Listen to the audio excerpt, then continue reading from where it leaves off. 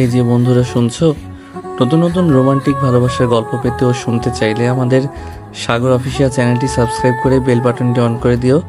Like comment করতে মোটেও ভুলবেন না কিন্তু। ধন্যবাদ সবাইকে। চোর আমি অনেক রকম দেখেছি অনু, কিন্তু কচু চুরি করতে তোকেই প্রথম দেখলাম। রাগে ক্রোধিত দৃষ্টিতে পেছনে তাকিয়ে দেখি অনল ভাই দাঁড়িয়ে আছে, ভ্যাবলার মতো মুচকি হাসি দিয়ে। বিরক্তিতে আর সহ্যের সীমা রইল না আমার। রাগান্বিত স্বরে বললাম, কচু চুরি করছি মানে? দেখেন অনল ভাই, উল্টাপাল্টা কোনো কথা বলবেন না বলে দিচ্ছি। যাহ বাবা, উল্টাপাল্টা কথা বললাম নাকি আমি? তুই দেখ তুই এখন কোথায়। তুই কচুর বাগানে কি করিস বল? নাগিন ডান্স দেই, আপনার কোনো সমস্যা? না না, আমার কেন সমস্যা হবে? তবে তোকে নিয়ে খুব চিন্তা হচ্ছে। অনুর কপালে এবার ভাঁজ পড়ে। এ লোকটা সুযোগ পেলে অনুকে হেনস্থা করতে ছাড়ে না। সে নাকি আবার অনুরই জন্য চিন্তা করছে। তা কি চিন্তা হচ্ছে শুনি? দুহাত বগল দাবা করে জানতে চাইলো অনু। অনল ঠোঁটের হাসিটা চওড়া রেখে বলল, তুই তো এমনিতেই চুলকানি মানুষ, আবার নাকি কচু খেতে নাগিন ডান্স করছিস। চুলকাতে চুলকাতেই তো পটল তুলবি। রাগে দাঁত কিরমির করছে অনু। রাগের চোটে বলার মতো কোনো কথাও খুঁজে পাচ্ছে না সে।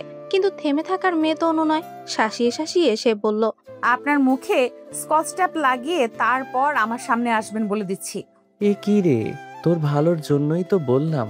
অভদ্র লোক, রাখেন আপনার ভালো। অযথা বিরক্ত না করে এখান থেকে চলে যান। দেখ অনু, তুই কিন্তু সবসময় আমার সাথে বাজে ব্যবহার করিস।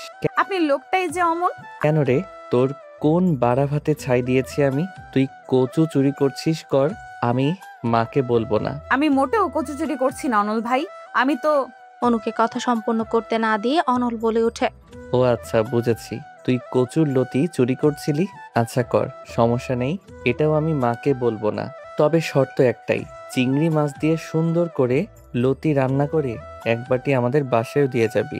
একটা লেবু কেটে দিস তরকারিতে, তাহলে আর গলা চুলকাবে না। রাগে মনে হয় মাথা ফেটে যাওয়ার জোগাড় অনুর। দাঁতে দাঁত পিষে বলে, হয়েছে, বলা শেষ আপনার? একবার বলতে শুরু করলে আপনার আর থামাথামির কোনো নামই নেই। আশ্চর্য লোক আপনি ভাই, কেমনে পারেন আপনি? আমি একবারও বলেছি কচুর লতি চুরি করতে আসছি আমি? ও, কচুর লতিও না, তাহলে কি কচুমুখী? এবার ক্ষেপে অনেকটাই কাছে এগিয়ে যায় অনু।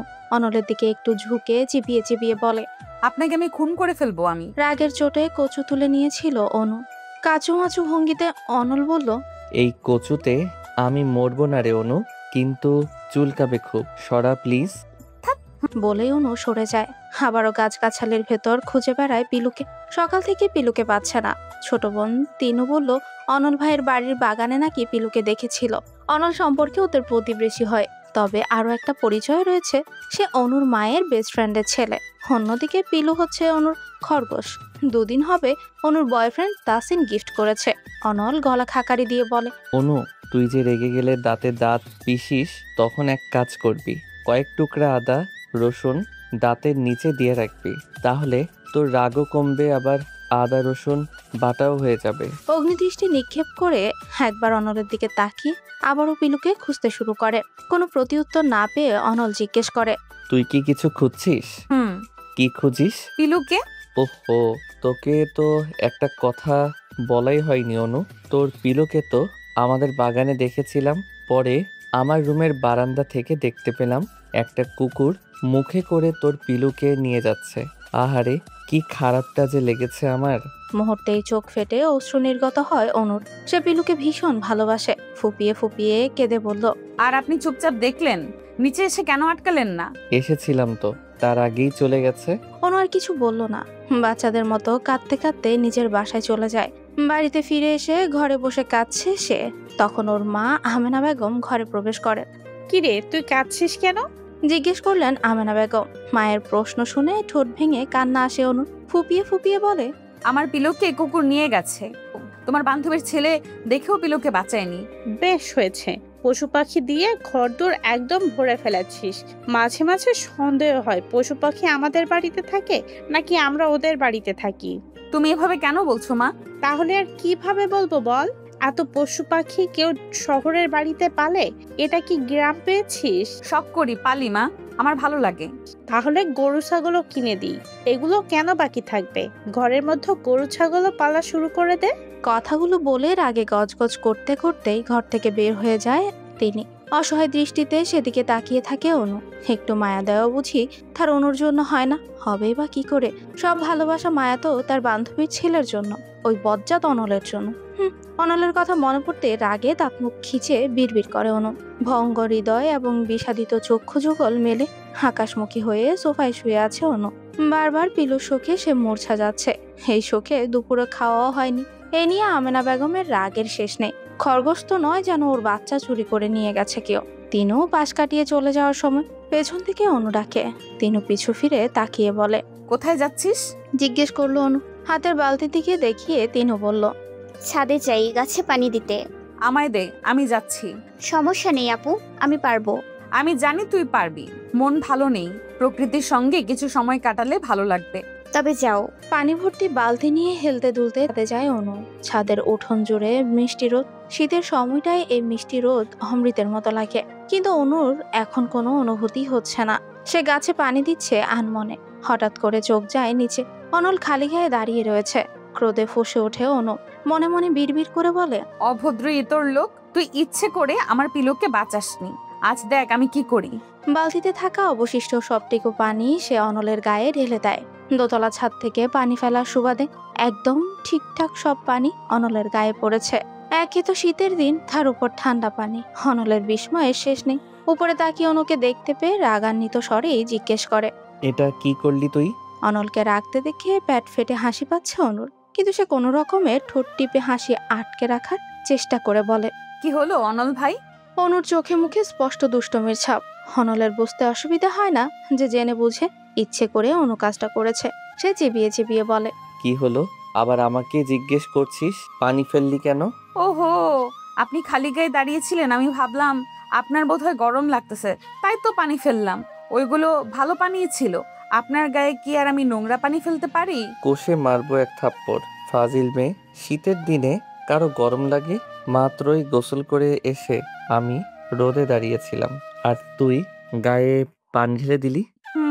এতে আমার কি দোষ? আমি কি জেনে বুঝে দিয়েছি নাকি?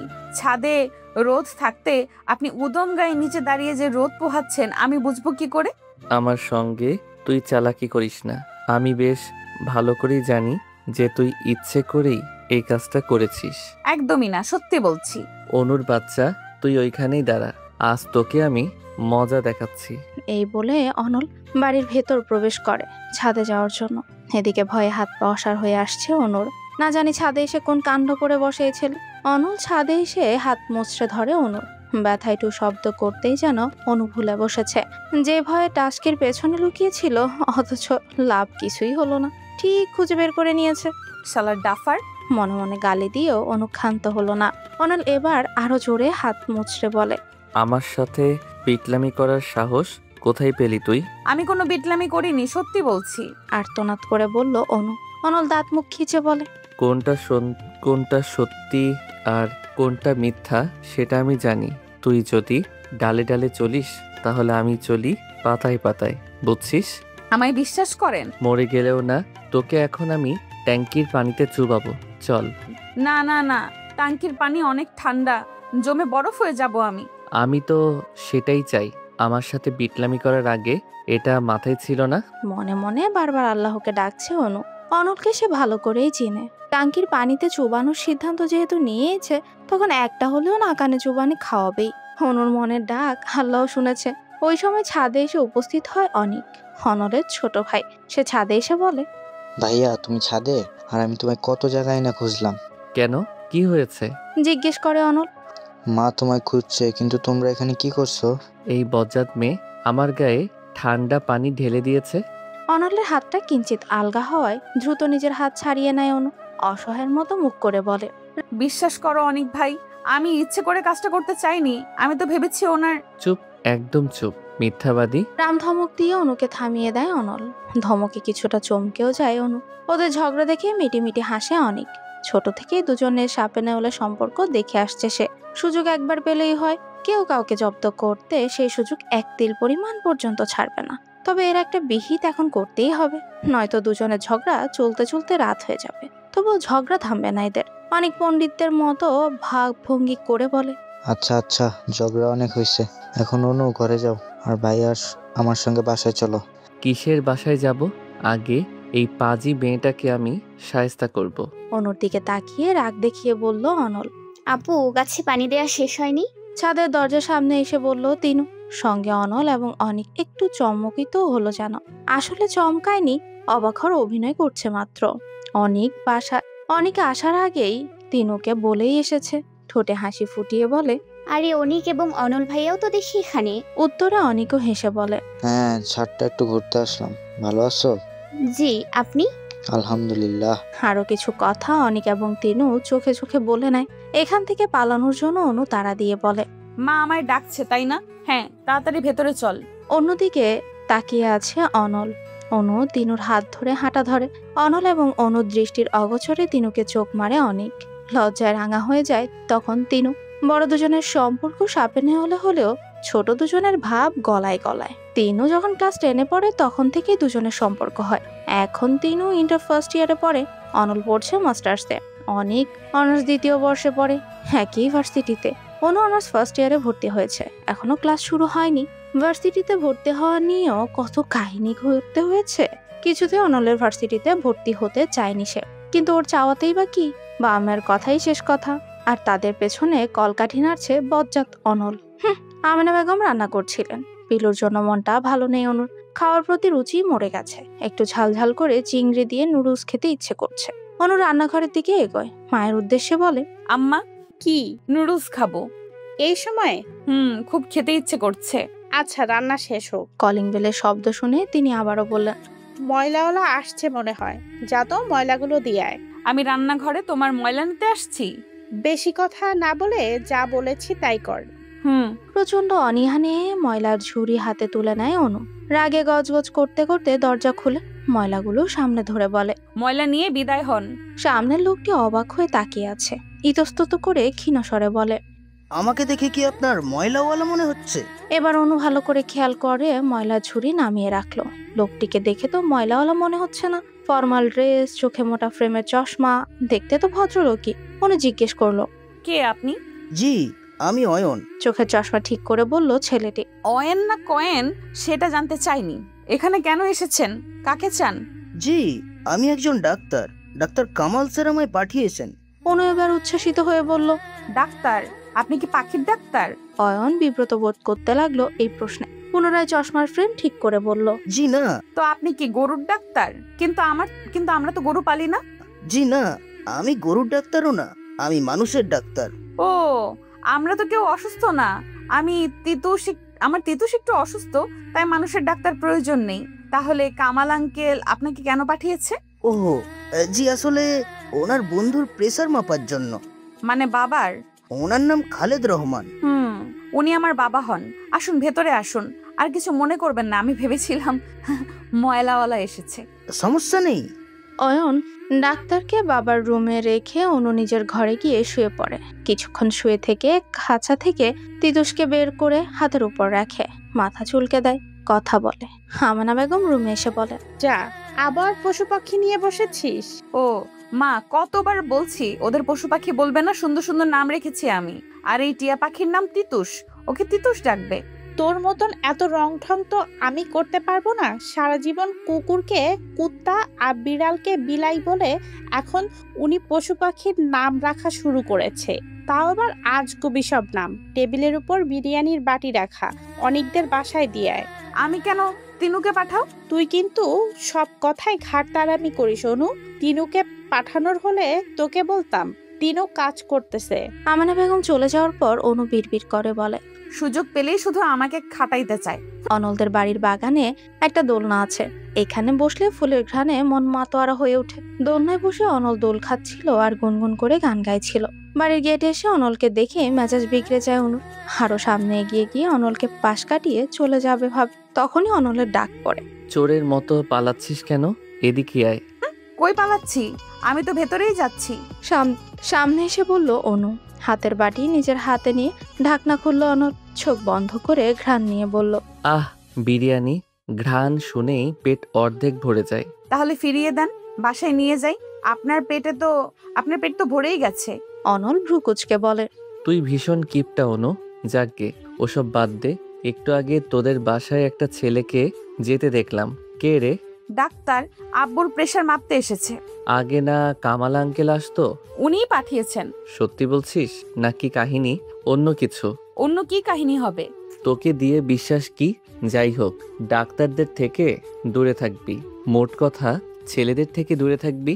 ঢং যত সব। আপনারা তো মাথা ব্যথা করা লাগবে না। ওই ডাক্তার বিবাহিত, 2টা বাচ্চাও আছে। এর মধ্যে খোঁজ নেওয়াও শেষ? তো খোঁজ নেব কেন? আন্দাজ করে বলেছি। তোর যেই গবেট মার্কা আন্দাজ। আচ্ছা, আমি এখন যাই, আপনি বাটি বাসায় নিয়ে যান। আরে দাঁড়া, এত তাড়া দেখাস কেন? তোর সঙ্গে একটা ইম্পর্টেন্ট কথা আছে। ইম্পর্টেন্ট কথা? তাও আমার সাথে? ইন্টারেস্টিং। আচ্ছা শুনি, কি কথা? বাটি ঢাকনা লাগিয়ে অনুর ওড়নায় হাত মুছে নিল অনল। রাগে মুখ বিকৃত করে ফেলে অনু, কিন্তু মুখে কিছু বলে না। ঢেকুর তুলে অনল বলে। তোর পুরো নামটা যেন কি? অনিতা না? কি একটা নাম। ছ্যাঃ, মনে হচ্ছে গণিতের সঙ্গে একটা আকার যোগ করে গণিতা বানানো হয়েছে, আর সেখান থেকে অনিতা। তোর বাচ্চা কাচ্চা যখন হবে তখন তাদেরকে তোর জামাই গল্প শোনাবে। শোনো আমার গুলুমুলু কুলু কুলু আন্ডা বাচ্চারা, তোমরা কি জানো তোমাদের মায়ের আদি নাম কি ছিল? গণিতা ছিল। গণিতা থেকে অনিতা, এরপর আরো শর্ট করে রাখা হয়েছে অনু। তোমরা তোমাদের মাকে এখন থেকে ডাকবে গনু। না না, মাকে তো নাম ধরে ডাকা যায় না, ডাকবে গনু মাম্মাম। মনে থাকবে? দেখো যেন আবার গনু ডাকতে গিয়ে গরু ডেকে ফেলো না। তোমাদের মা যেই দজ্জাল, কেলেঙ্কারি বেঁধে যাবে বাড়িতে। এই হবে তোর ভবিষ্যৎ। অনলের কথা শুনে দাঁত কিরমির করে অনু, চিবিয়ে চিবিয়ে বলে। প্রথমত, আমার নাম আমি নিজে রাখি নাই, আব্বা আম্মা আকিকা দিয়ে রাখছে। দ্বিতীয়ত, আমার জামাই আপনার মতো বদ অসভ্য ইতর হবে না, যেসব উৎফট চিন্তা ভাবনা বা কল্পনা তার মাথায় আসবে। বুঝেছেন? বারুদের আগুনের মতো দাউ দাউ করে জ্বলছে অনুর মেজাজ। অনলকে ভর্তা বানাতে পারলে ও শান্তি হতো। সব সময় প্যারা তো দেই, এখন আবার কি সব উল্টাপাল্টা চিন্তা ভাবনা করছে। নাম অনিতা হোক বা গণিতা, তাতে ওর কি, শালা বদ। রাগে হিসিস করতে করতে নিজের ঘরে আসে অনু। বারান্দা থেকে ফিসফিসানো শব্দ আসছে। অনু বারান্দায় গিয়ে দেখতে পায় তিনুকে। হুট করে অনু আসায় অপ্রস্তুত হয়ে পড়ে তিনু। তুই এখানে কি করছিস? ভ্রু কিঞ্চিত বাঁকা করে প্রশ্ন করে অনু। অনুর ঘরের বারান্দা থেকে অনেকের ঘরের বারান্দা স্পষ্ট দেখা যায়, তাই তিনু অনুর ঘরে এসেছিল। দুজন দুজনকে দেখে ফোনে কথা বলছিল। আগে অবশ্য অনু এবং তিনু এই রুমেই থাকতো, কিন্তু পশু পাখিতে ভয় পায় তিনু। সারাক্ষণই পাখি ঘরে উড়াউড়ি করে, ভয় পায় তিনু এটা। যদি কামড়ে দেয় বা খামছে দেয়, তিনুকে চুপ থাকতে দেখে ধমক দিয়ে অনু বলে। এখন আবার চুপ করে আছিস কেন? আসলে আপু, তোমার পাখিকে দেখতে আসছিলাম, খাঁচায় রাখা তো, তাই ভয় পাইনি। অনু কেমন করে যেন একবার তাকিয়ে বলল। ঠিক আছে, এখন নিজের ঘরে যা, তিতুসকে খাঁচা থেকে বের করব। কোন আচ্ছা, রকম পালিয়ে বাঁচে তিনু। একবার যদি ধরা খেয়ে যেত তাহলে বাসায় তৃতীয় যুদ্ধ বেঁধে যেত এতক্ষণে। রাত 10টা 20 জেসি আর শুভা অনুদের বাসায় এসেছে। প্রতি শুক্রবারে সবাই একসঙ্গে বসে ভূতের মুভি দেখে। ওরা দুজন অনু স্কুল এবং কলেজ ফ্রেন্ড, তাই তিনজনের পরিবারেই তিনজন বেশ সুপরিচিত। জেসি উত্তেজিত হয়ে বলে। ইস দোস্ত, আজকে যে মুভিটা দেখা হবে এটা কিন্তু অনেক ভয়ঙ্কর। আজকে কোন মুভি দেখা হবে? ইভিল ডেড, অনল ভাইয়া বলেছে। আজকে তোরা মুভি দেখিস, আমি দেখবো না, বলল অনু। কেন, তোর আবার কি হলো? ওই বজ্জাত অনলকে আমার পছন্দ না, একদম পছন্দ না। তোদের তো একটুও পচায়নি, কিন্তু আমি একটু ভয় পেলেই হলো।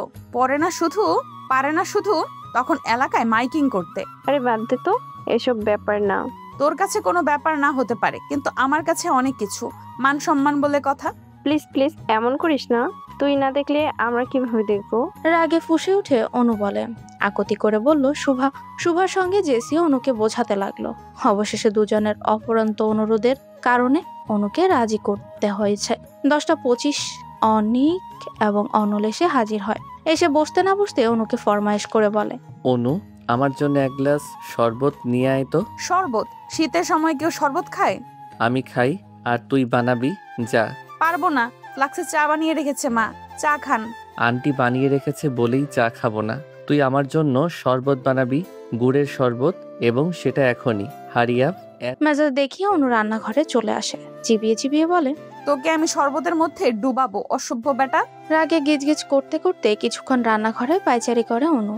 হঠাৎ করে বুদ্ধি উদয় হয় মাথায়। এক গ্লাস পানি চুলায় বসিয়ে দেয়। 10টার মতো কাঁচামরিচ 2 টুকরো করে ওই পানিতে ছেড়েও দেয়। পানি বলক আসার পর ছাঁকনি দিয়ে ছেঁকে অর্ধেক পানি গ্লাসে নেয়। তারপর ফ্রিজ থেকে ঠান্ডা পানি বের করে গ্লাসের গরম পানির সঙ্গে মিক্সড করে। 1 চামচ ঝোলা গুড় আর 5 চামচ লবণ মিশিয়ে তৈরি করে স্পেশাল শরবত। গ্লাস হাতে নিয়ে বাঁকা হাসি দিয়ে সৌদক্তিক্ত করে এবার তোমার শরবত খাওয়ার শখ মিটবে চান্দু। শরবত নিয়ে ড্রয়িং রুমে যায় অনু। মুভি অলরেডি শুরু হয়েছে। গ্লাস নিয়ে অনল বলে, তো লেট লতিফ হলে চলে? অনু কিছুই বলল না। অপেক্ষায় রইল অনলের শরবত পান করা দেখার জন্য। আরাম করে বসে অনল শরবতে চুমুক দেয়। এক ঢোক গিলতে প্রায় চেঁচাতে গিয়েও নিজ হাত দ্বারা মুখ বন্ধ করে রাখে। রক্তবর্ণ চক্ষু দ্বারা সে তাকিয়ে রয়েছে অনুর দিকে। ওর মুচকি হাসি যেন অনলের শরীরে আগুন ধরিয়ে দিচ্ছে। মুভি না দেখে কাউকে কিছু না বলে অনল বাসায় চলে যায়। অনু ভেবেছিল এখন হয়তো বকা দেবে, কিন্তু এমন কিছুই হলো না। উপস্থিত সকলেই অবাক হয় এমন কাণ্ডে। প্রশ্নবোধক দৃষ্টিতে অনুর দিকে তাকাতে অনু বলে, স্পেশাল মরিচ সেদ্ধ শরবত, আজকে আরাম করে ছবি দেখতে পারবো।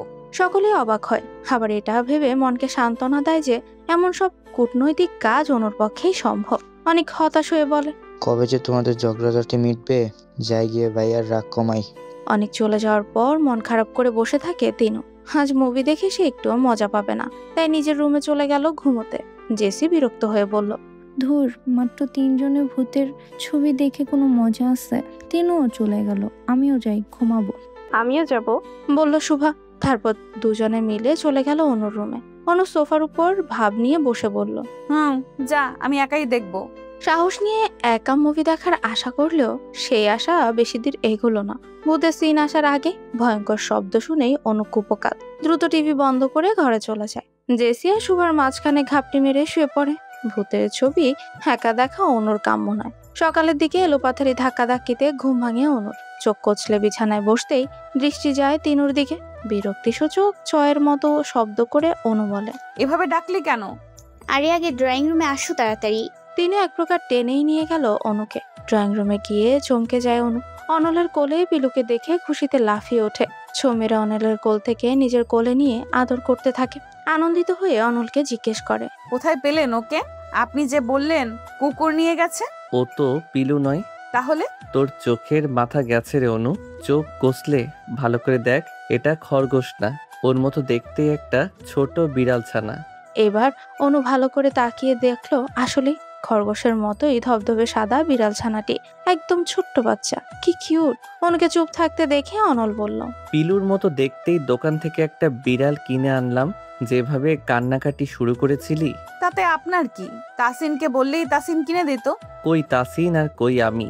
আমার লগে কি তাসিনের যায়? তাসিন আমার বয়ফ্রেন্ড, কিন্তু আপনি কে? আমার পড়শি শুধু। শুধু পড়শি না, আন্টির বেস্ট ফ্রেন্ডের ছেলেও আমি। ভুলে যাস না, যেই সেই লোক না আমি। আমি হলাম অনল। আপনি একটা কচুর নল। রেসপেক্ট দিয়ে কথা বলো না। তুই জানিস তুই কার সঙ্গে কথা বলছিস? জানি, মহারানী ভিক্টোরিয়ার জামাইয়ের বাড়ির দারোয়ানের বাড়ির কাজের লোকের সাথে। তুই আমায় অপমান করলি অনু, অপমান। যার মন নাই তার আবার কিসের অপমান? একেই উপকারের ঘাড়ে লাথি, তুই হলি তার বড় প্রমাণ। যার মান নাই তার আবার কিসের অপমান? বাজে কথা। আচ্ছা বলেন তো আসল কাহিনী কি? কালকে মরিচ শরবত খাওয়ানোর পর আজ বিড়াল গিফট করলেন। আমি তো ভেবেছিলাম নির্ঘাত কোন শাস্তি অপেক্ষা করছে আমার জন্য। অনল মাথা দুলিয়ে হাসতে হাসতে বলে, চোরের মন পুলিশ পুলিশ। তবে তোর ধারণা ভুল নয়, শাস্তি তো তুই পাবি। কাল থেকে তোর ভার্সিটিতে ক্লাস না, আয় শুধু কলেজে। র‍্যাক কাকে বলে টের পাবি। কি করবেন আপনি? সেটা কলেজে আসলেই বুঝবি। এখন তো বলবো না, হাতে বেশি সময় নেই তোর সাথে প্যাচাল পাড়ার। আমি এখন যাই। অনল চলে গেল। ল্যাম্পপোস্টের মতো নির্জীব হয়ে দাঁড়িয়ে আছে অনু। আল্লাহ ভালো জানে কাল যে পরিমাণ কি নাস্তানাবাদ করে ছাড়বে এই বেটা হতচ্ছাড়া। চুলের মাঝে হাত বুলাতে বুলাতে বাড়ি থেকে বের হয় অনল। বেশ হ্যান্ডসাম এক ছেলেকে বাড়ির সামনে দাঁড়িয়ে থাকতে দেখে থেমে যায়। ছেলের দৃষ্টি লক্ষ্য করে তাকিয়ে দেখে অনুর ব্যালকনির দিকেই তাকিয়ে আছে সে। অনল ছেলেটির দিকে এগিয়ে গিয়ে প্রশ্ন করে, ওই দিকে কি দেখো? ছেলেটি প্রথমে হকচকিয়ে গেলেও পরে নিজেকে সামলে নেয়। হাসি হাসি মুখ করে বলে, কিছু না, পাখি দেখছিলাম। কিছু না, আবার পাখি দেখছিলে? নাম কি তোমার? জি তাসিন। তাসিন? ও ও মনে পড়েছে, তুমি অনুর বয়ফ্রেন্ড? ছেলেটি এবার ইতস্তত বোধ করে, একটু ভয়ও লাগছে। কে না কে উত্তরের অপেক্ষায় তাকিয়ে রয়েছে অনল। কিছু না বলে চলেও যেতে পারছে না তাসিন। অন্যদিকে অনল মনে মনে বলছে, শালা পড়ছিস আজকে মাইন্ডকার চিপাই, তোর প্রেম করার শখ আমি মিটাচ্ছি। ক্যারেক্টারলেস ছেলে কখনো অনুর বয়ফ্রেন্ড হতে পারে না, পারে না, পারে না। ভাই, আপনি অনুর কে হন? প্রশ্ন করলো তাসিন। অনল তখন বলল, আমাকেই পাল্টা প্রশ্ন করা হচ্ছে এখন? আমি যেই হই না কেন, আমি অধিকার তোমার চেয়ে অনেক বেশি। আমি খুব ভালো করেই জানি তুমি অনুর বয়ফ্রেন্ড। তোমাদের সব খোঁজ খবরও আমি নিয়েছি, শুধু সামনাসামনি দেখলামই আজ। অনু ছাড়াও যে তোমার আরো কতগুলো জিএফ আছে সেই খবর কিন্তু আমার আছে। অনুকে গাপ্পি মাছ ভেবে জালে আটকে ফেলবা, আর আমি তা হতে দেব এটা ভুলেও ভেবো না। সো সময় থাকতে আউট হও। আপনার পরিচয়টাই এখনো জানলাম না, আর আপনি হুমকি ধামকি দিচ্ছেন? আমার পরিচয় জানার দরকার নেই। অনুর সাথে ব্রেকআপ করার সময় জাস্ট জিজ্ঞেস করবা অনলকে, তাহলেই তোমার উত্তর পেয়ে যাবে। ওহো, আপনি তাহলে অনল ভাই। অনু আমাকে আপনার কথা বলেছিল। এ কথা শুনে অনলের অবস্থা এখন আকাশে ওড়ার মতো। একটু ভাবসাব নিয়ে দাঁড়িয়ে বলল, কি বলেছিল? অসভ্য, বেয়াদব, ইতর, কুত্তা, হতচ্ছাড়া অনল নামে একটা ছেলে আছে, সম্পর্কে ভাইই ডাকি, আম্মুর বেস্ট ফ্রেন্ডের ছেলে, এরকম কথাই বলেছিল। আসলে আপনার কথা যতবার বলেছে ততবার গালিগুলো ব্যবহার করেছে, তাই আমারও মুখস্থ হয়ে গেছে। আপনি কিছু মনে করবেন না। সব ভাবসাব ধুলোর সঙ্গে একদম ধুলিস্বাদ হয়ে গেছে। শেষমেশ অনু এইগুলো বলেছে, তাও কিনা ওর সো কল্ড ক্যারেক্টারলেস বয়ফ্রেন্ডের কাছে। না, এই অপমান কিছুতেই সহ্য করা যায় না, একদম না। ওই অনুকে তো একটা উচিত শিক্ষা দিতেই হবে। তার আগে এই ব্যাটাকে এখান থেকে দূর করতে হবে। অনল পকেট থেকে ফোন বের করে আনামুলকে কল দেয়, বলে, দোস্ত, রাজীব আর চেলাপেলা পোলাপাইন যতগুলা আছে সবগুলারে নিয়ে বাড়ির সামনে আয়তো, অনুর বয়ফ্রেন্ডের পাইছি। ওপাশ থেকে কি বললো তা শুনতে না পেলেও তাসিনের হার্টবিট কাঁপাকাঁপি শুরু হয়ে গেছে। সে কোনো রকমে বলে, ভাই, বেয়াদবি মাফ করবেন, আমি চলে যাচ্ছি। এই বলে তাসিন দ্রুত হাঁটা ধরে। অনল বাঁকা হাসে এই কাণ্ডে। অনুর ঘরের ব্যালকনি দিকে তাকিয়ে দেখে তিতুসকে খাঁচায় রেখেছে।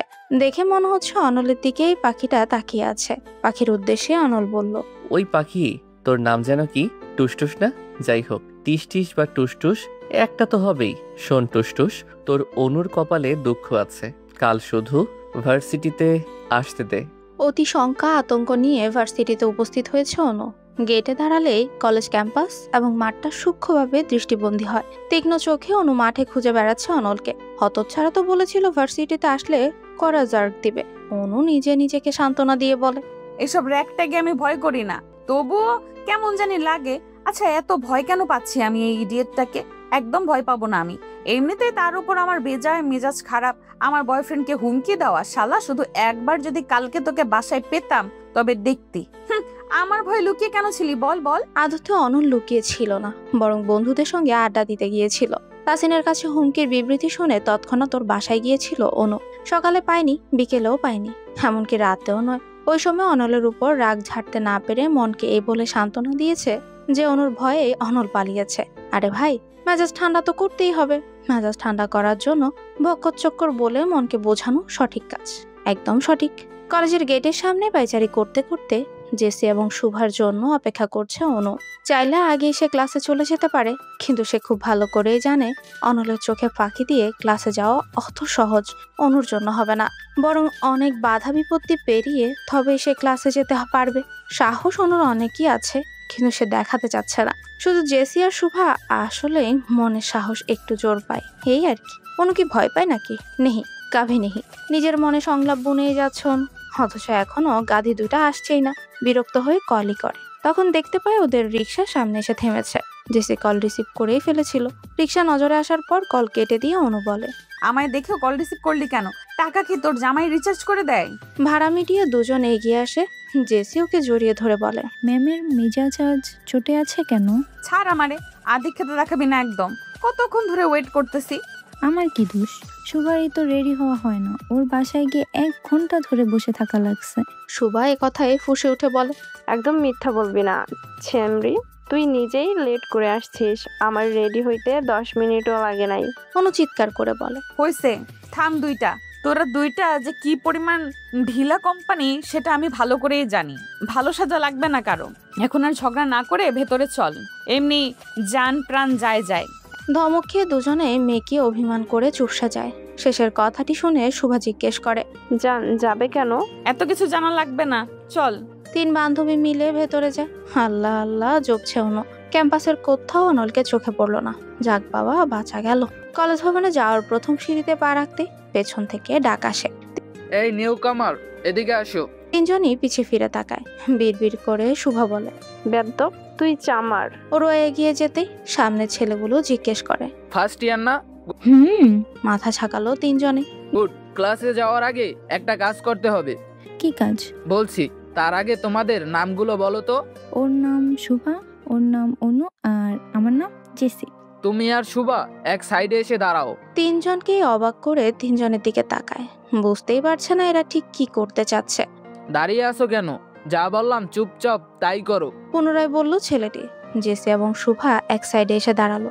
ছেলেটি এবার আরাম করে গাছের সাথে হেলান দিয়ে দাঁড়িয়ে বলল, অনু, এবার একটা গান শোনাও তুমি।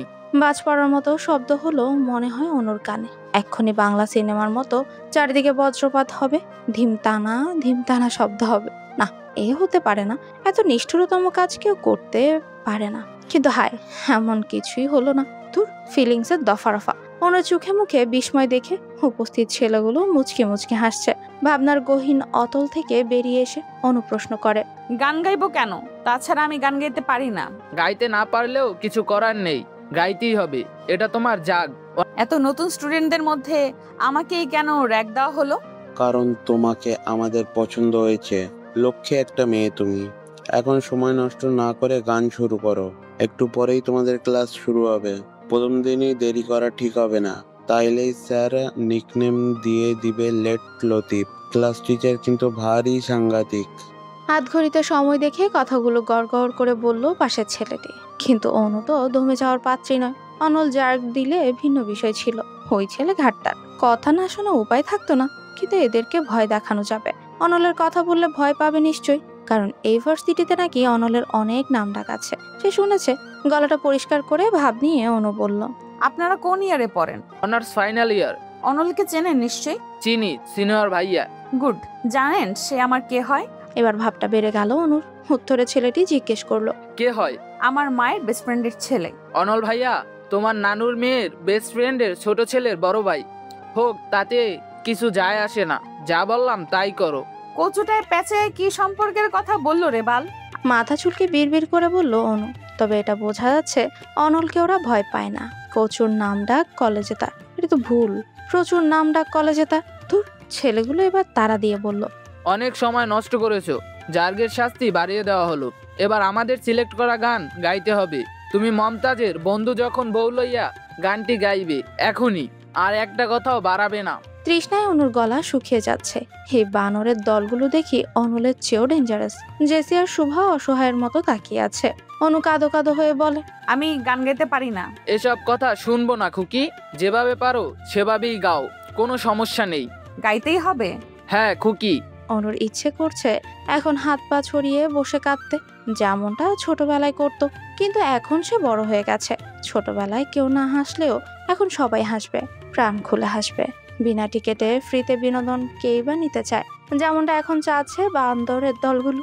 অনু মনে মনে ভাবছে অনেকগুলো বানর পালবে সে, আর এই ছেলেগুলোর নামে বানরের নাম রাখবে বদ অসভ্য নাইজেরিয়া। আশেপাশে তাকিয়ে অনু প্রস্তুতি নিচ্ছে। ছেলেগুলো তারা দিয়েই চলেছে। গান না গাইলে যে রক্ষে নেই তা হাড়ে হাড়ে বুঝতে পারছে। অবশেষে বাণিজ্যতের ফালুদা করে অনু গান গাইতে শুরু করে। বন্ধু যখন বউ লইয়া আমার বাড়ির সামনে দিয়া রঙ্গ কইরা হাইটা যায়, বুকটা ফাইটা যায়, ফাইটা যায়, বুকটা ফাইটা যায়। অনু চোখ কাঁদো কাঁদো। দুঃখের কথা আর কি বলবো। এই সিচুয়েশনে অনুর গান শুনে জেসি আর শুভারও হাসি পাচ্ছে। কিন্তু বান্ধবীর বিপদে হাসাটা অনুচিত, তাই আপ্রাণ চেষ্টা করেই চলেছে হাসি আটকানোর জন্য। ছেলেগুলো মিটিমিটি হাসছিল। বলল, সুর হয়নি খুকি, আরেকবার গাও, এবার হবে। দ্বিতীয়বার গাওয়ার সময় জেসি আর শুভা নিজেদের হাসি আটকে রাখতে পারলো না। ফিক করেই দুজনে হেসে ফেললো। এবার ছেলেগুলো শব্দ করে হাসা শুরু করে। আর অনুর ইচ্ছে করছে সবগুলোর মেরে মাটি চাপা দিয়ে রাখতে। বান্ধবী দুটো মীর জাফরের বংশধর বোঝাই যাচ্ছে। ছেলেগুলো হাসি থামিয়ে ওদের দুজনের উদ্দেশ্যে বলল, এই তোমরা হাসলে কেন? এখন এর সঙ্গে তোমরাও গান গাইবে। শুরু করো। অনু খুকি, আরেকবার গান গাও তো। রাগে গিজগিজ করছে অনু। কিন্তু জেসি আর শুভাকেও গাইতে বলেছে বলে খুশি হয়েছে। মির্জাফরের বংশধর এবার বুঝ মজা। তিনজনের বেসুরা কণ্ঠে গান শুনে ছেলেগুলো হেসে লুপটি খাচ্ছে। অনু পারলে চোখের দৃষ্টিতে ওদের ভস্ম করে দেয়। ক্লাসরুমের ঘন্টা পড়ার পর ওরা বলল, অনেক সুন্দর গেয়েছো তোমরা, মাঝে মাঝে আমাদের একটু গান শুনিও কেমন খুকিরা? এখন ক্লাসে যাও। গান শুনলে মরলি না কেন বান্দরের দল? গানের সঙ্গে বিষ মেশানোর সুযোগ থাকলে সেই বিষ তোদের গিলাতাম। অসভ্য, বেইজ্জতি করে এখন আবার গুড লাক। ইস, প্রথম দিনই বেইজ্জতি। কড়া দৃষ্টিতে ওদের দিকে তাকিয়ে মনে মনে কথাগুলো বলল অনু। তারপর 3 তলায় চলে গেল। হুট করে সিঁড়ির পাশের ক্লাস থেকে অনল বেরিয়ে আসে। অনুর পথ রোধ করে কানে কানে বলে, র্যাক কেমন লাগলো অনু? ওদেরকে আজই একটা ট্রিট দেব বুঝলি? একদম আমার শেখানো বুলি তোর উপর ঝেড়েছে। আহা, আমি কত ভালো প্রশিক্ষণ দেই। অনু অবাক হয়ে বলে, তার মানে আপনি ওদেরকে এসব শিখিয়ে দিয়েছিলেন? অনল ঠোঁট বাঁকিয়ে হাসতে হাসতে উপর নিচ মাথা ঝাঁকায়। রাগে অনু দৌড়ানো দেয়। অনলও দৌড় শুরু করে। তখন হাতে থাকা কলমটা ছুঁড়ে মারে অনলের দিকে। কিন্তু বিধিবাম ভাগ্য খারাপ থাকায় অনলের গায়ে কলমটি লাগেনি, লেগেছে স্যারের গায়ে। স্যার কিছু বুঝে ওঠার আগে অনুজাসি আর শোভা দৌড়ে ক্লাসে চলে যায়। আল্লাহ ভালো জানে মুখ দেখেছে নাকি। স্যার ক্লাসে আসার আগেই মাঝখানে সারিতে ঘাপটি মেরে বসেছিল 3 জন। প্রিন্সিপাল সহ সব টিচাররা এসে নিজেদের পরিচয় দিয়ে গেছে। তারা চলে যাওয়ার পর ক্লাস টিচার পরিচয় পর্ব শুরু করে। অনুজাসি আর শুভা ভয় তটস্থ হয়ে রয়েছে। ওদের পরিচয় পর্ব শেষ হওয়ার পর হাফ ছেড়ে বাঁচে, কারণ স্যার ওদের দেখেনি। দেখলে নির্ঘাত এখানেও একটা বেজ্জতির শিকার হতে হতো। ভার্সিটির প্রথম দিনটাই বাজেভাবে শুরু হলো। দেখ, সব হয়েছে ওই বজ্জাত অনলের জন্য। শুভা তখন ফিসফিস করে বলে, অনল ভাইয়া, এটা কিসের প্রতিশোধ নিল রে? মরিচ সেদ্ধ শরবত খাওয়ানোর জন্য। কপাল, সবই কপাল। এসব আজগবি রেসিপি কেন যে তোর মাথায় আসলো? এই আজগবি রেসিপির জন্য মান সম্মান সব শেষ হলো। আক্ষেপ করে বলে জেসি। অনু মৃদু ধমক দিয়ে বলে, চুপ কর মির্জাফরের বংশধর। আমার চেয়ে বেশি বেইজ্জতি তো আর তোদের হয়নি। আর তোরা কেমনে পারলি ওই সময় হাসতে? কি করব, হাসি পাচ্ছিল চোখ। সময় আসুক আমার, তখন বোঝাবো হাসি কাকে বলে, কত প্রকার এবং কি কি। 3টা ক্লাস করার পর ছুটি হয়ে যায়। তাসিন অনুকে নিতে এসেছে। জেসি এবং শুভাকে বিদায় দিয়ে অনু তাসিনের বাইকে করে বাড়ি আসে। অনু বাড়ির ভেতর চলে যাওয়ার পর অনলের মুখোমুখি হয় তাসিন। ভ্রুনাচিয়ে বলে, কি খবর ছোট ভাই? তোমারে না বলছিলাম অনুর সাথে ব্রেকআপ করতে? তাসিন, আপনার কথায় ব্রেকআপ কেন করব ভাই? তাছাড়া আমি তো এটাই বুঝি না, আপনার সমস্যাটা কি? আমরা দুজন দুজনকে ভালোবাসি, মাঝখানে আপনি কেন আসছেন? অনল অনেকের দিকে তাকিয়ে বলে, দেখলি সাহস কত এই ছেলের। এই এতক্ষণ ভালো করে কথা বললাম, ভালো লাগেনি? কিসের ভালোবাসা? অনু তো একটা বোকা গাধি। ভালো লাগা ভালোবাসার তফাতই বোঝে না। আমি ড্যাম শিওর ভালোবাসা কি সেটা বুঝলে তোমার মতো ক্যারেক্টারলেস একটা ছেলের সঙ্গে কখনোই রিলেশন করতো না। আদারওয়াইজ ও তো জানেও না তোমার আরো কতগুলো মেয়ের সঙ্গে রিলেশন আছে। তুমি তো একা ওরে ভালোবাসো না। সময় থাকতে এখনো ভালো করে বলতেছি, অনুর পথ থেকে সরে দাঁড়াও। দেখেন ভাই, আমি আপনার সাথে ঝামেলা করতে আসি নাই। আমি আরো মেয়ের সাথে রিলেশন করি বা যাই করি, আপনার তাতে কি? অনুর তো সমস্যা নাই, হুদাই আপনি ঝামেলা পাকাইয়েন না। বুঝছি, সোজা কথা শোনার মতো ছেলে তুমি না, ঘাট তেরা আসো। তবে আমার চেয়ে বেশি না। লাস্ট ওয়ার্নিং দিতেছি, অনুর পথ থেকে না সরলে আমার চেয়ে খারাপ কেউ হবে না। আপনি যা পারেন কইরেন, আমি অনুকে ছাড়বো না, আর অনু আমাকে ছাড়বে না। ওভার কনফিডেন্স হয়ে গেল না? তুমি অনুরে না ছাড়লেও অনু তোমায় ছাড়বে। পারলে চেষ্টা করে দেখতে পারেন। অনেক কষ্টে অনুর মন গলিয়েছি। আমার প্রতি ওর অগাধ বিশ্বাস আর ভালোবাসা আছে। তাছাড়া আপনাকে এমনিতেও অনু পছন্দ করে না, সহ্য করতে পারে না। আপনার কথায় অনু আমায় ছাড়বে না। ছাড়বে ছাড়বে, just wait and watch. Tasin আর কিছুই বলল না, বাইক নিয়ে সেখান থেকে চলে যায়। অনেক তখন বলে, বাদ দাও না ভাই, কি দরকার অযথা ওদের মধ্যে ঝামেলা করার? দরকার আছে অনেক। ছেলেটা ভালো হলে আমি এমন করতাম না, কিন্তু ছেলেটা প্লে বয়, ক্যারেক্টারলেস। আরো অনেকগুলো মেয়ের সাথে ওর রিলেশন আছে। কিছুক্ষণ নীরব থেকে অনেক বলে, ভাই একটা কথা বলি। বলো। তুমি কি অনুকে ভালোবাসো? অনেকের কথা শুনে অনল ফিক করে হেসে ফেলে। মাছি তাড়ানোর ভঙ্গিতে বলল, উস, পাগল হলি নাকি তুই? আমি কেন অনুকে ভালোবাসতে যাব? তাহলে সারাক্ষণ তুমি ওর পিছনে লেগে থাকো কেন? ওর রিলেশনও ভাঙতে চাচ্ছ? পেছনে লাগি বলতে ওকে জ্বালাতে আমার ভালো লাগে, ও রাগলে আরো বেশি ভালো লাগে। বাকি রইল রিলেশনের কথা। ওই মাথা মোটা মেয়ে ভালো খারাপ এখনো কিছুই বুঝে না। বড় হয়েছে শুধু হাতে পায়ে।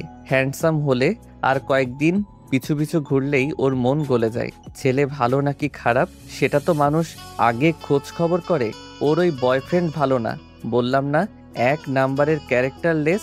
এজন্যে আমি চাচ্ছি না তাসিনের সাথে ও রিলেশন থাকুক। বুঝলাম না, এখন কথা হচ্ছে ছেলের ক্যারেক্টারলেস হোক অথবা ভালো হোক তাতে তোমার কি? মানে আমাদের কি? জীবন ওর, সিদ্ধান্ত ওর, যার সাথে ইচ্ছা রিলেশন করুক। এটা সিদ্ধান্ত নয়, অনেক আবেগ। অনু আবেগের বশে কোনো ভুল কাজ করুক কিংবা কারো দ্বারা ওর ক্ষতি হোক, এটা আমি চাই না। এরপর হাত ঘড়িতে সময় দেখে বলল, এখন যাই, এনামুল দেখা করতে বলেছে। আচ্ছা যাও। অনেক বাড়ির ভেতর যাওয়ার পর অনল আসে অনুদের বাসায়। তিনও দরজা খুলে দেয়। অনু কি করে? জিজ্ঞেস করে অনল। আপু ঘুমাচ্ছে, এসেই শুয়ে পড়েছে। অলসের অলস, বিড়ালটা কোথায়? আপুর ঘরেই। চলো তো যাই। তিনুকে নিয়ে অনল অনুর ঘরে আসে। ঘরে ফ্লোরে বসে আছে বিড়াল ছানাটি। বিড়ালটি হাতে নিয়ে অনল তিনুকে বলল, ওই কুম্ভকর্ণটাকে ডেকে তোলো। আপু বকবে, আপনি ডাকেন। আমারে টাকা লাগবে না, তিনি ওই অশুভ লোকটাকে বল চলে যেতে। অনল বিড়ালটির মাথা চুলকে দিতে দিতে বলে, তুই ঘুমাসনি নাকি ঘুমিয়ে ঘুমিয়ে মাছ ধরিস? একদম বাজে কথা বলবেন না, বিরক্ত লাগতেছে আপনাকে। আপনি চলে যান। এত রেগে আছিস কেন? র‍্যাগ দেওয়ার জন্য? কথাই বলবেন না আপনি, যান বলছি। শোয়া থেকে উঠে বসলো অনু, যেন হাতের থাবাতেই অনলকে ঘায়েল করে ফেলবে। উফ, কি রাগ বাবা, আমার কি দোষ? আমি তো আর তোকে শাস্তি দেইনি। আপনি দেননি, কিন্তু আপনার কথা মতোই তো ওরা কাজ করেছে, তাই না? তা করেছে। আচ্ছা, কাল যে তোর টুসটুস পাখিকে সব বললাম, তোকে সাবধান করেনি? ওর নাম টুসটুস না, তিতুস। রাগ দেখিয়ে বলল অনু। ওই একই হলো, তোর মতোই অদ্ভুত নাম তোর পশু পাখির, মনে থাক না? আপনাকে মনে রাখতে বলেছে কে? এক্ষুনি আপনি আমার ঘর থেকে বের হয়ে যাবেন। বের হব না। কি করবি? অনু বিছানা ছেড়ে তেড়ে আসা অনলের দিকে। অবস্থা ব্যাগতিক দেখে অনল দৌড় দেয়, নয়তো হাতে সবগুলো নখ হাতে দাবিয়ে দিবে। পেছনে দৌড়াতে গিয়ে অনু ধাক্কা খেলো বাবার সঙ্গে। অস্পষ্ট স্বরে তিনু বলল, সর্বনাশ। খালেদ রহমান ভীষণ রাগী মানুষ, নিশ্চুপ এবং গম্ভীর স্বভাবের। সামনেই মাথা নত করে দাঁড়িয়ে আছে অনু। তিনি তিরিক্ষি মেজাজে বলেন, সবসময় তো দৌড়াদৌড়ি কিসের? শান্তভাবে হাঁটা যায় না? সরি আব্বু। মাথা নত করেই বলল অনু। তিনি গললেন না, চেঁচিয়ে আমেনা বেগমকে ডাকলেন। হন্ততন্ত হয়ে আমেনা বেগম রান্নাঘর থেকে বেরিয়ে আসেন। খালেদ রহমান বললেন, মেয়েদের শিক্ষা দীক্ষা কিছু দাওনি না? মেয়েরা মায়ের থেকে শিখবে না তো কার থেকে শিখবে? কি হয়েছে? নিচু স্বরে জিজ্ঞেস করলেন আমেনা বেগম। কি হয়েছে সেটা তোমার মেয়েকে জিজ্ঞেস করো। এমন দুরন্তপনা স্বভাব বাদ দিতে বলো। নম্রতা, ভদ্রতা কিছু শেখাও। তিনি অনলের দিকে একবার বিভৎস দৃষ্টিতে তাকিয়ে চলে গেলেন বাইরে। এতক্ষণ একপাশে অনলও চুপ করে দাঁড়িয়েছিল। তিনি চলে যাওয়ার পর আমেনা বেগম জিজ্ঞেস করেন, কি করছিলি তোরা দুটোই? অনল নিরপরাধের মতো বলল, আমার কোনো দোষ নেই আন্টি, তোমার মেয়ে তো আমায় দৌড়ানি দিয়েছে। এসব সত্যি অনু? হ্যাঁ সত্যি। কেন দৌড়ানি দিয়েছি সেই কারণটাও তার থেকে শুনে নিও। জিজ্ঞেস করলো না। জিজ্ঞেস করলেন মা। অনু দাঁত কটমট করে বলল। এরপর গটগট করে সে চলে যায় নিজের রুমে। দুজনের ঝগড়াঝাটি সম্পর্কে তিনি বেশ ভালো করে অবগত, তাই আর ঘাটালেন না এই বিষয়ে। অনু ভীষণ রেগে আছে বলে আর রাগালো না অনল। এই রাগ যে আবার কোনভাবে প্রকাশ করবে কে জানে। 5 বার ফোন দিয়েছিল তাসিন, ফোন সাইলেন্ট থাকায় শুনতে পায়নি অনু। বিছানায় গায়ে এলিয়ে দিয়ে ফোনটা হাতে নিতে দৃষ্টিতে পড়ে। কল ব্যাক করে সে, কিন্তু তাসিন কেটে দিয়ে ব্যাক করে। মন ক্ষুণ্ণ হয়ে অনলের করা থ্রেটের কথা অনুকে জানায়। অগ্নিশিখা দাও দাও করে জ্বলছে অনুর দু চোখে। তৎক্ষণাৎ ফোন রেখে অনু অনলকে খুঁজতে যায়। আজকে তো ওর খবরই আছে। চায়ের দোকানে বসে পা দুলিয়ে দুলিয়ে চা পান করছিল অনল এবং ওর বন্ধুরা। দূর থেকে অনুকে আসতে দেখে রাজীব বলল, দোস্ত, অনু আসতেছে, দেখে তো মনে হচ্ছে রেগে ফায়ার হয়ে আছে। রাজীবের কথায় ঘাড় ফাঁকা করে পেছনে তাকায় অনল। ততক্ষণে অনু অনেকটাই কাছে চলে এসেছে। পায়ের গতি বাড়িয়ে অনলের সামনে এসে দাঁড়ায়। অনল এবার ঘুরে অনুর মুখোমুখি বসে চায়ের কাপে চুমুক দেয়। কোমরে হাত রেখে বড় বড় করে শ্বাস নিচ্ছে অনু। কাপের চাটুকু শেষ করে অনল অনুর উদ্দেশ্যে বলে, সাপের মতো হিসিস করছিস কেন অনু? তুই কি সাপের দেবী? এমনিতে অনলের উপর তার রাগের সীমা নেই, তার উপর এখন উল্টাপাল্টা কথা বলছে। রাগের মাত্রা দ্বিগুণ থেকে 4 গুণ হয়ে যায়। অনু কটমট করে তাকিয়ে থাকে অনলের দিকে। নাক ফুলিয়ে দাঁতে দাঁত পিষে বলে, আপনি তাসিনকে কি বলেছেন? তাসিনকে? ও, মনে পড়েছে। তোর সো কল বয়ফ্রেন্ডের কথা বলছিস? কি বলবো ওই বলদটাকে, কিছুই বলিনি। ঠোঁট উল্টে ভ্রু নাচিয়ে বলল অনল। অনু নিচের ঠোঁট কামড়ে রাগ কন্ট্রোল করার চেষ্টা করছে। চায়ের দোকানদার আর অনলের বন্ধুরা অনুর দিকে তাকিয়ে আছে। এখানে বেশি কিছু বলা মানে সিন ক্রিয়েট করা। এলাকার সবাই জানে অনু শান্তশিষ্ট লক্ষ্মী মেয়ে। এই খেতাবগুলো বজ্জাত অনলের জন্য নষ্ট করতে চাচ্ছে না। তাছাড়া ওকে বলেও লাভ নেই, খাড়ার উপর অস্বীকার করে বসে থাকে। যা বলার আন্টিকে বলতে হবে। মনে মনে হিসাব কষিয়ে অনু চলে যাওয়ার জন্য উদ্যত হয়। কয়েক কদম এগোনোর পর অনল অনুর নাম ধরে ডাকে।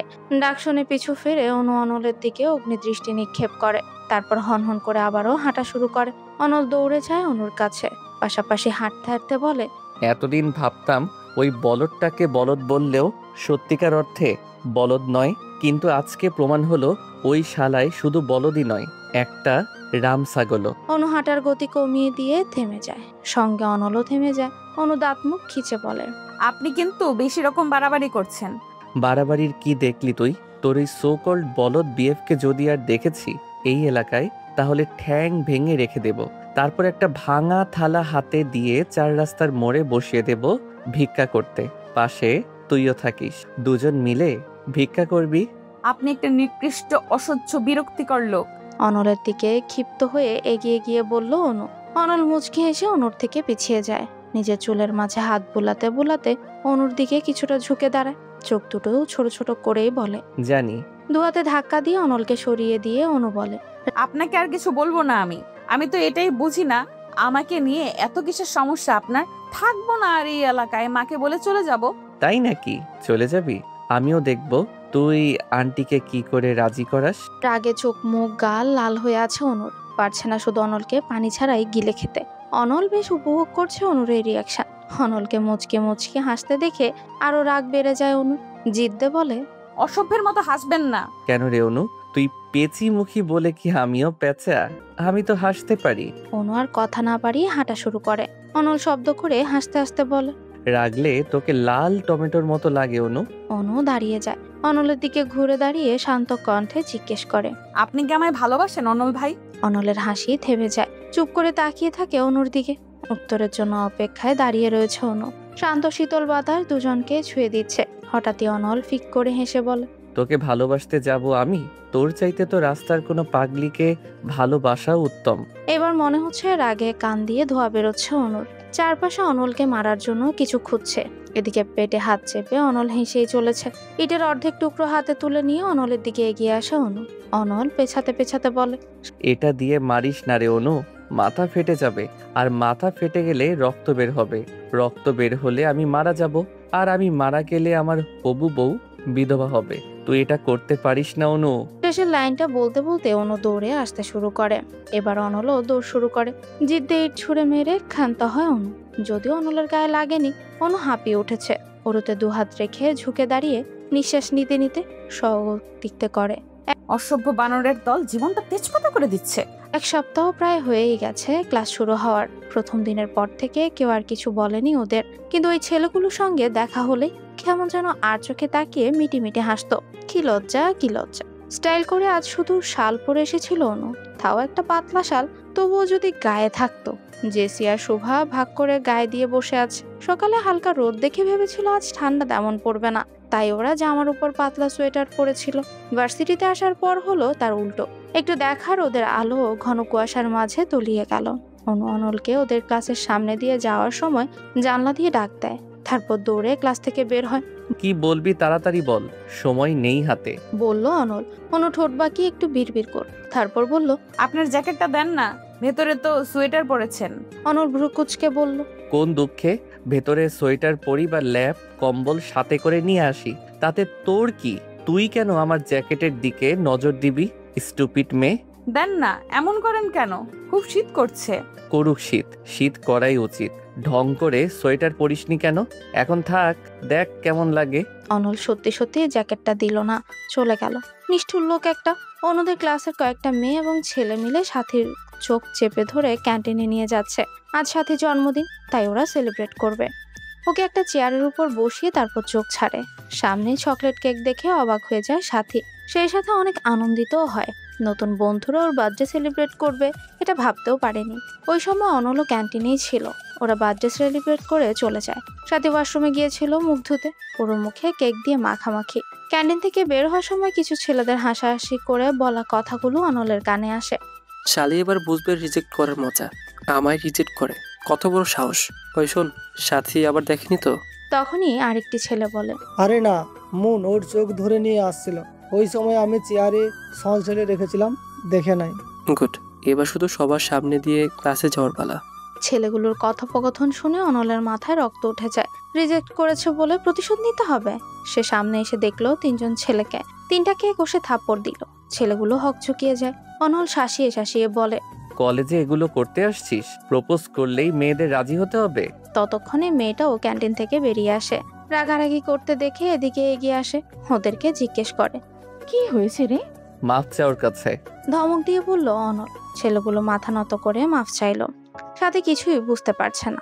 অনল বলল, আর যদি কখনো দেখেছি নোংরামি করতে তাহলে প্রিন্সিপালের কাছে নিয়ে যাব। যা এখন।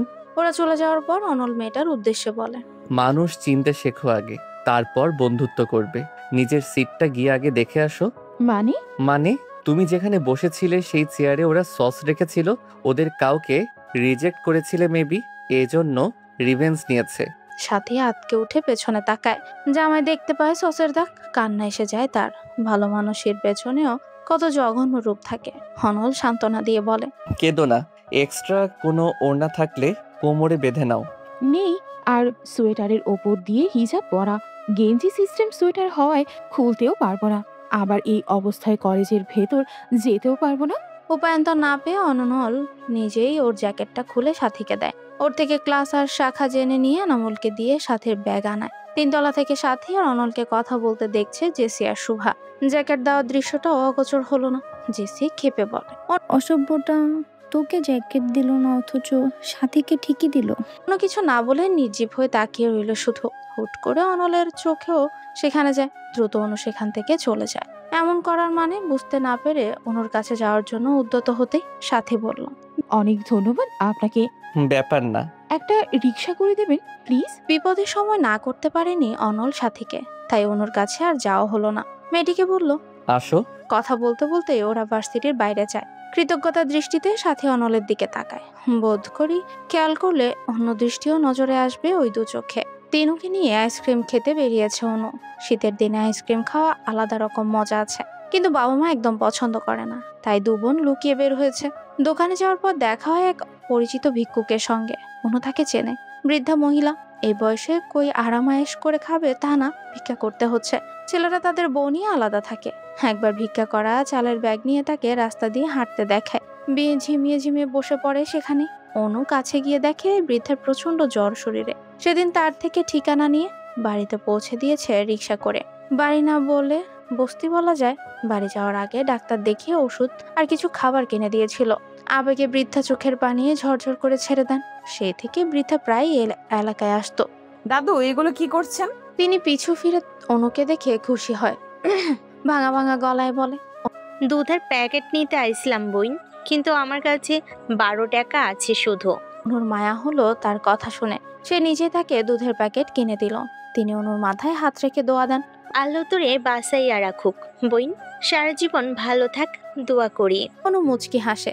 তাকে একটা রিক্সা ডেকে ভাড়া দিয়েও দেয়। ছোট্টবেলা থেকে এমন পরোপকারী স্বভাবটা অনুর মাঝে আছে।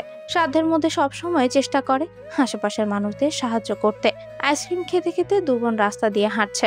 অনুর এমন পরোপকারী স্বভাব দেখে তিনু জিজ্ঞেস করে, তুমি যে সবাইকে এত সাহায্য করো, এতে কি লাভ হয় আপু? অনু হেসে বলে, আজ ওদের বিপদে আমি সাহায্য করছি, একদিন ওরা আমার বিপদে সাহায্য করবে। ছাই করবে। তোমার মন অনেক নরম আপু। এরা স্বার্থের জন্যই তোমার এত ভালোবাসা দেখায়। একদিন বিপদে পড়ে দেখো, সবাই লেজ গুটিয়ে পালাবে, আসল চেহারা বের হবে তখন। তিনুর কথায় অনুকে বিচলিত হতে দেখা গেল না, বরঞ্চ মৃদু হেসে বলল, বেশ তো, তাতে এবার সমস্যা কি? আমার আল্লাহ আছে না, তিনি আমার জন্য যথেষ্ট। আমার বিপদের সময় তার থেকেই আমি সাহায্য পাবো, আমার বিশ্বাস। আপু বল। তুমি আমার অনুপ্রেরণা। তনু অনু বোনের কাজ ঝরিয়ে ধরে বলে, পাগলি। বাড়ি পর্যন্ত যেতে যেতে আইসক্রিম খাওয়া শেষ হয়ে যায়। বাড়িতে যাওয়ার পর আমেনা বেগম জিজ্ঞেস করেন, দুজনে মিলে কই গিয়েছিলি? একটু নিচে গেছিলাম মা। সারাক্ষণ শুধু টই টই করে ঘুরে বেড়ানো, যা পড়তে বস, বলল তিনু। তিনু অনিচ্ছা নিয়ে পড়তে বসলো, কিন্তু পড়াতে মন নেই। অনেকের সঙ্গে কথা বলতে ইচ্ছে করে। এখন ফোন করাটা কি ঠিক হবে? না থাক, দরজা লাগালেই তো মা খ্যাচ খ্যাচ করবে। ইস, আমার আর অনেকের সম্পর্কটা যদি আব্বু আর অনল ভাইয়ের মতো হতো তাহলেই ভালো হতো। যখন তখন ঝগড়া করতে হনিকও বাড়িতে চলে আসতো। উল্টাপাল্টা চিন্তা করে দিনও একাই আনমনে হাসে। পা টিপে টিপে ঘরে আসে অনল। চুপচাপ অনুকে পর্যবেক্ষণ করছে, মেজাজ বোঝার চেষ্টা করছে। অনু বিড়ালের গায়ে হাত বুলিয়ে আদর করছে আর হাসছে। অনলের আগমন টের পায়নি দেখে তো মনে হচ্ছে মেজাজ ভালোই। খ্যাক করে গলা পরিষ্কার করে অনল। অনু মাথা তুলে পেছনে তাকায়। অনলকে দেখেই হাসি উধাও হয়ে কপাল কুঁচকে ফেলে। অনলকে সম্পূর্ণ ইগনোর করে বিড়ালের দিকে মনোযোগ দেয়। কি করছিস সোনু? মন গলানোর জন্য নরম স্বরে বলল অনল। অনু কিছুই বলল না, নিশ্চুপ রইল। কথা বলবি না অনু? বোবা হয়ে গেছিস তো? মেজাজ খারাপ করে তাকায় অনু। অনল বলল, তোকে একটা গুরুত্বপূর্ণ কথা বলতে এসেছি। তাড়াতাড়ি বলে বিদায় হন, অসহ্য। শোন, গুরুত্বপূর্ণ কথাটা হচ্ছে তুই তো ঢং করে আবার পশু পাখির নামও রাখিস। তাই আগেই বলে রাখি, এই বিলাইয়ের নাম ভুলেও পিলু রাখবি না। কেন? অনলের কথায় ভ্রুকুচকে জানতে চাইলো অনু। অনল কোমরে হাত রেখে বলল, এই বিলাই তো আর তোর সো কল্ড বয়ফ্রেন্ড দেয়নি, আমি দিয়েছি। তো ওর নাম রাখবি গোলু। নামটা সুন্দর না? অবশ্য হতেই হবে। কে রেখেছে সেটাও তো দেখতে হবে। তো ভাবনার কিছু নেই।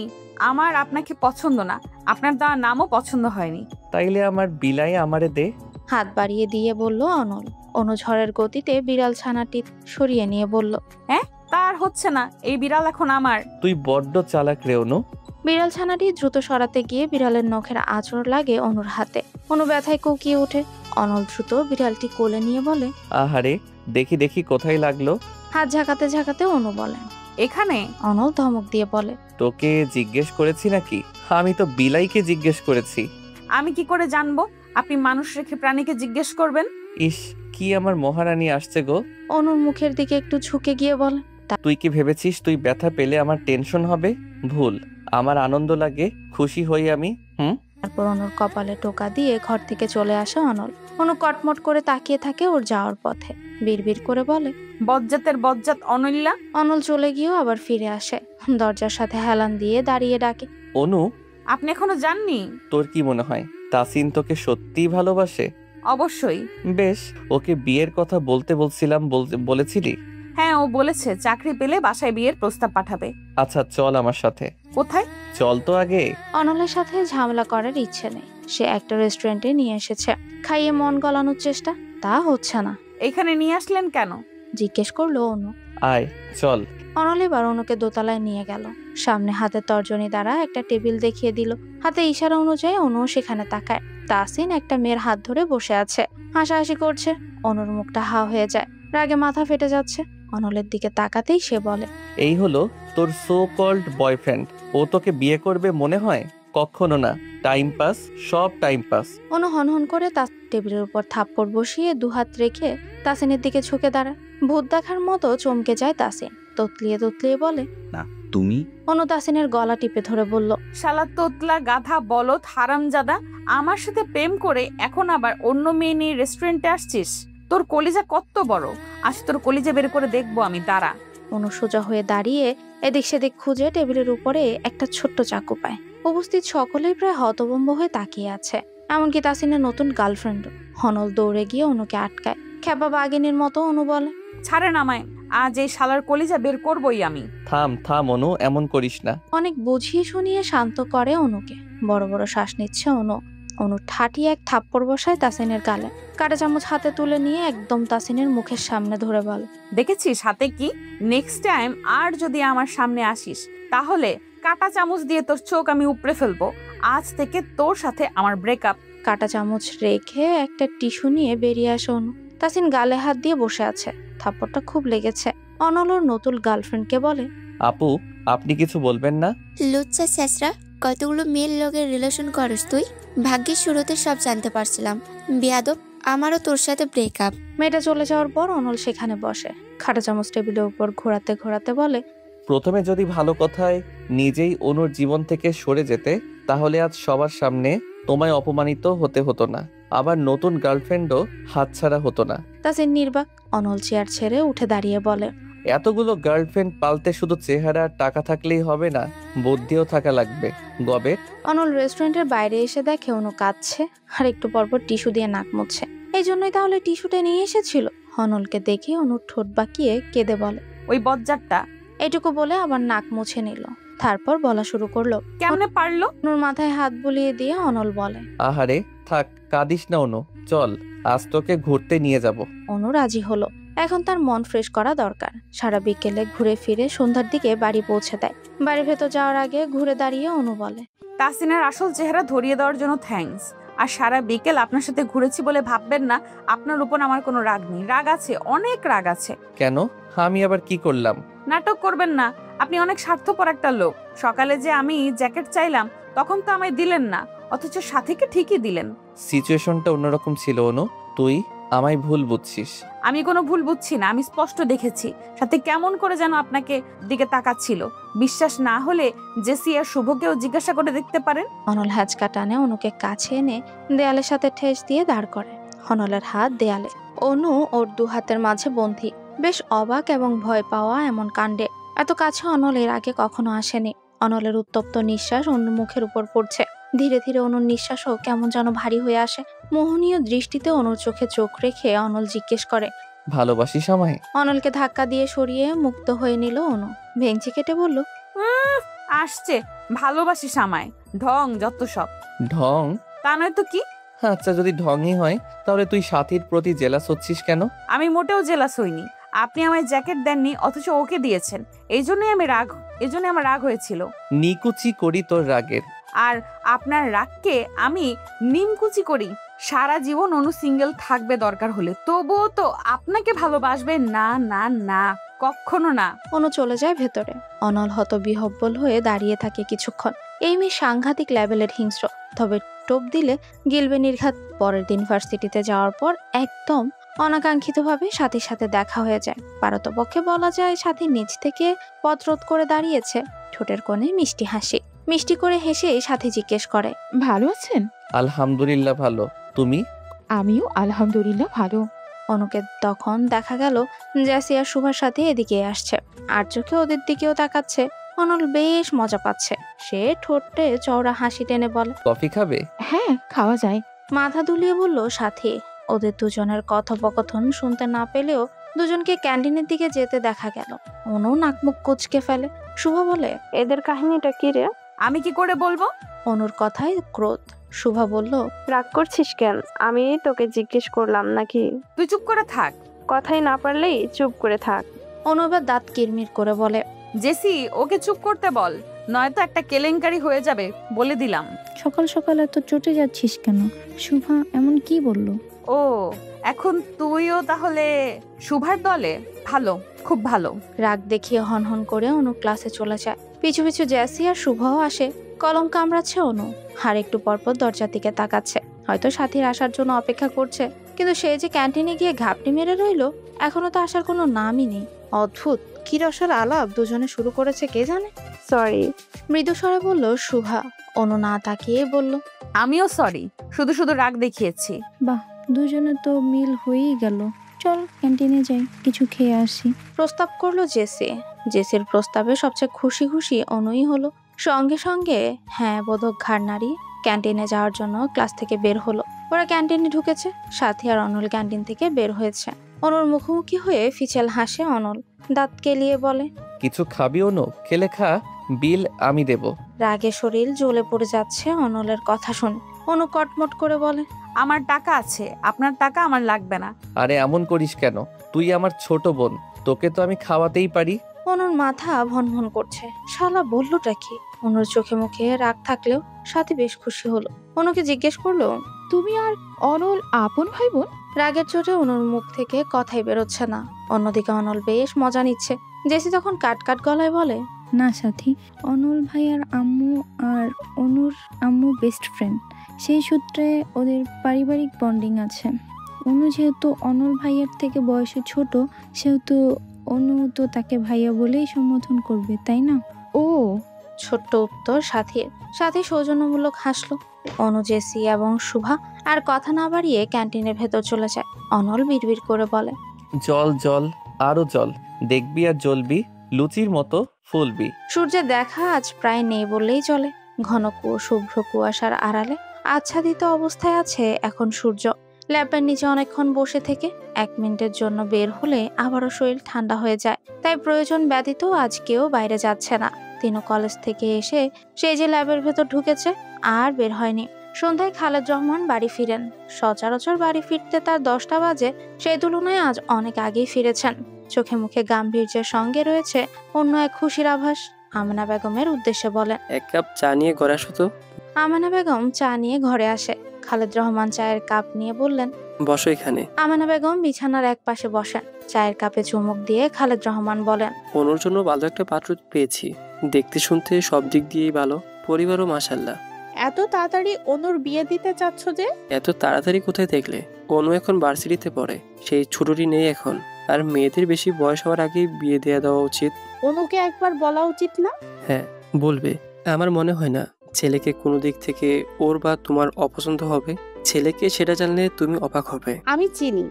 হ্যাঁ, ইউসুফের কথা মনে আছে না? তোমার তো ভালো করে মনে থাকার কথা। অনিকের মামাতো ভাই।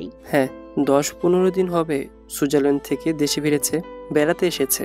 আমাদের অনুকে দেখে পছন্দ করেছে। কি ভদ্র ছেলে। মেয়ে পছন্দ হয়েছে ডিরেক্ট ওর বাবাকে দিয়ে আমায় বলিয়েছে। এখনকার যুগে এমন ছেলে পাওয়া যায়?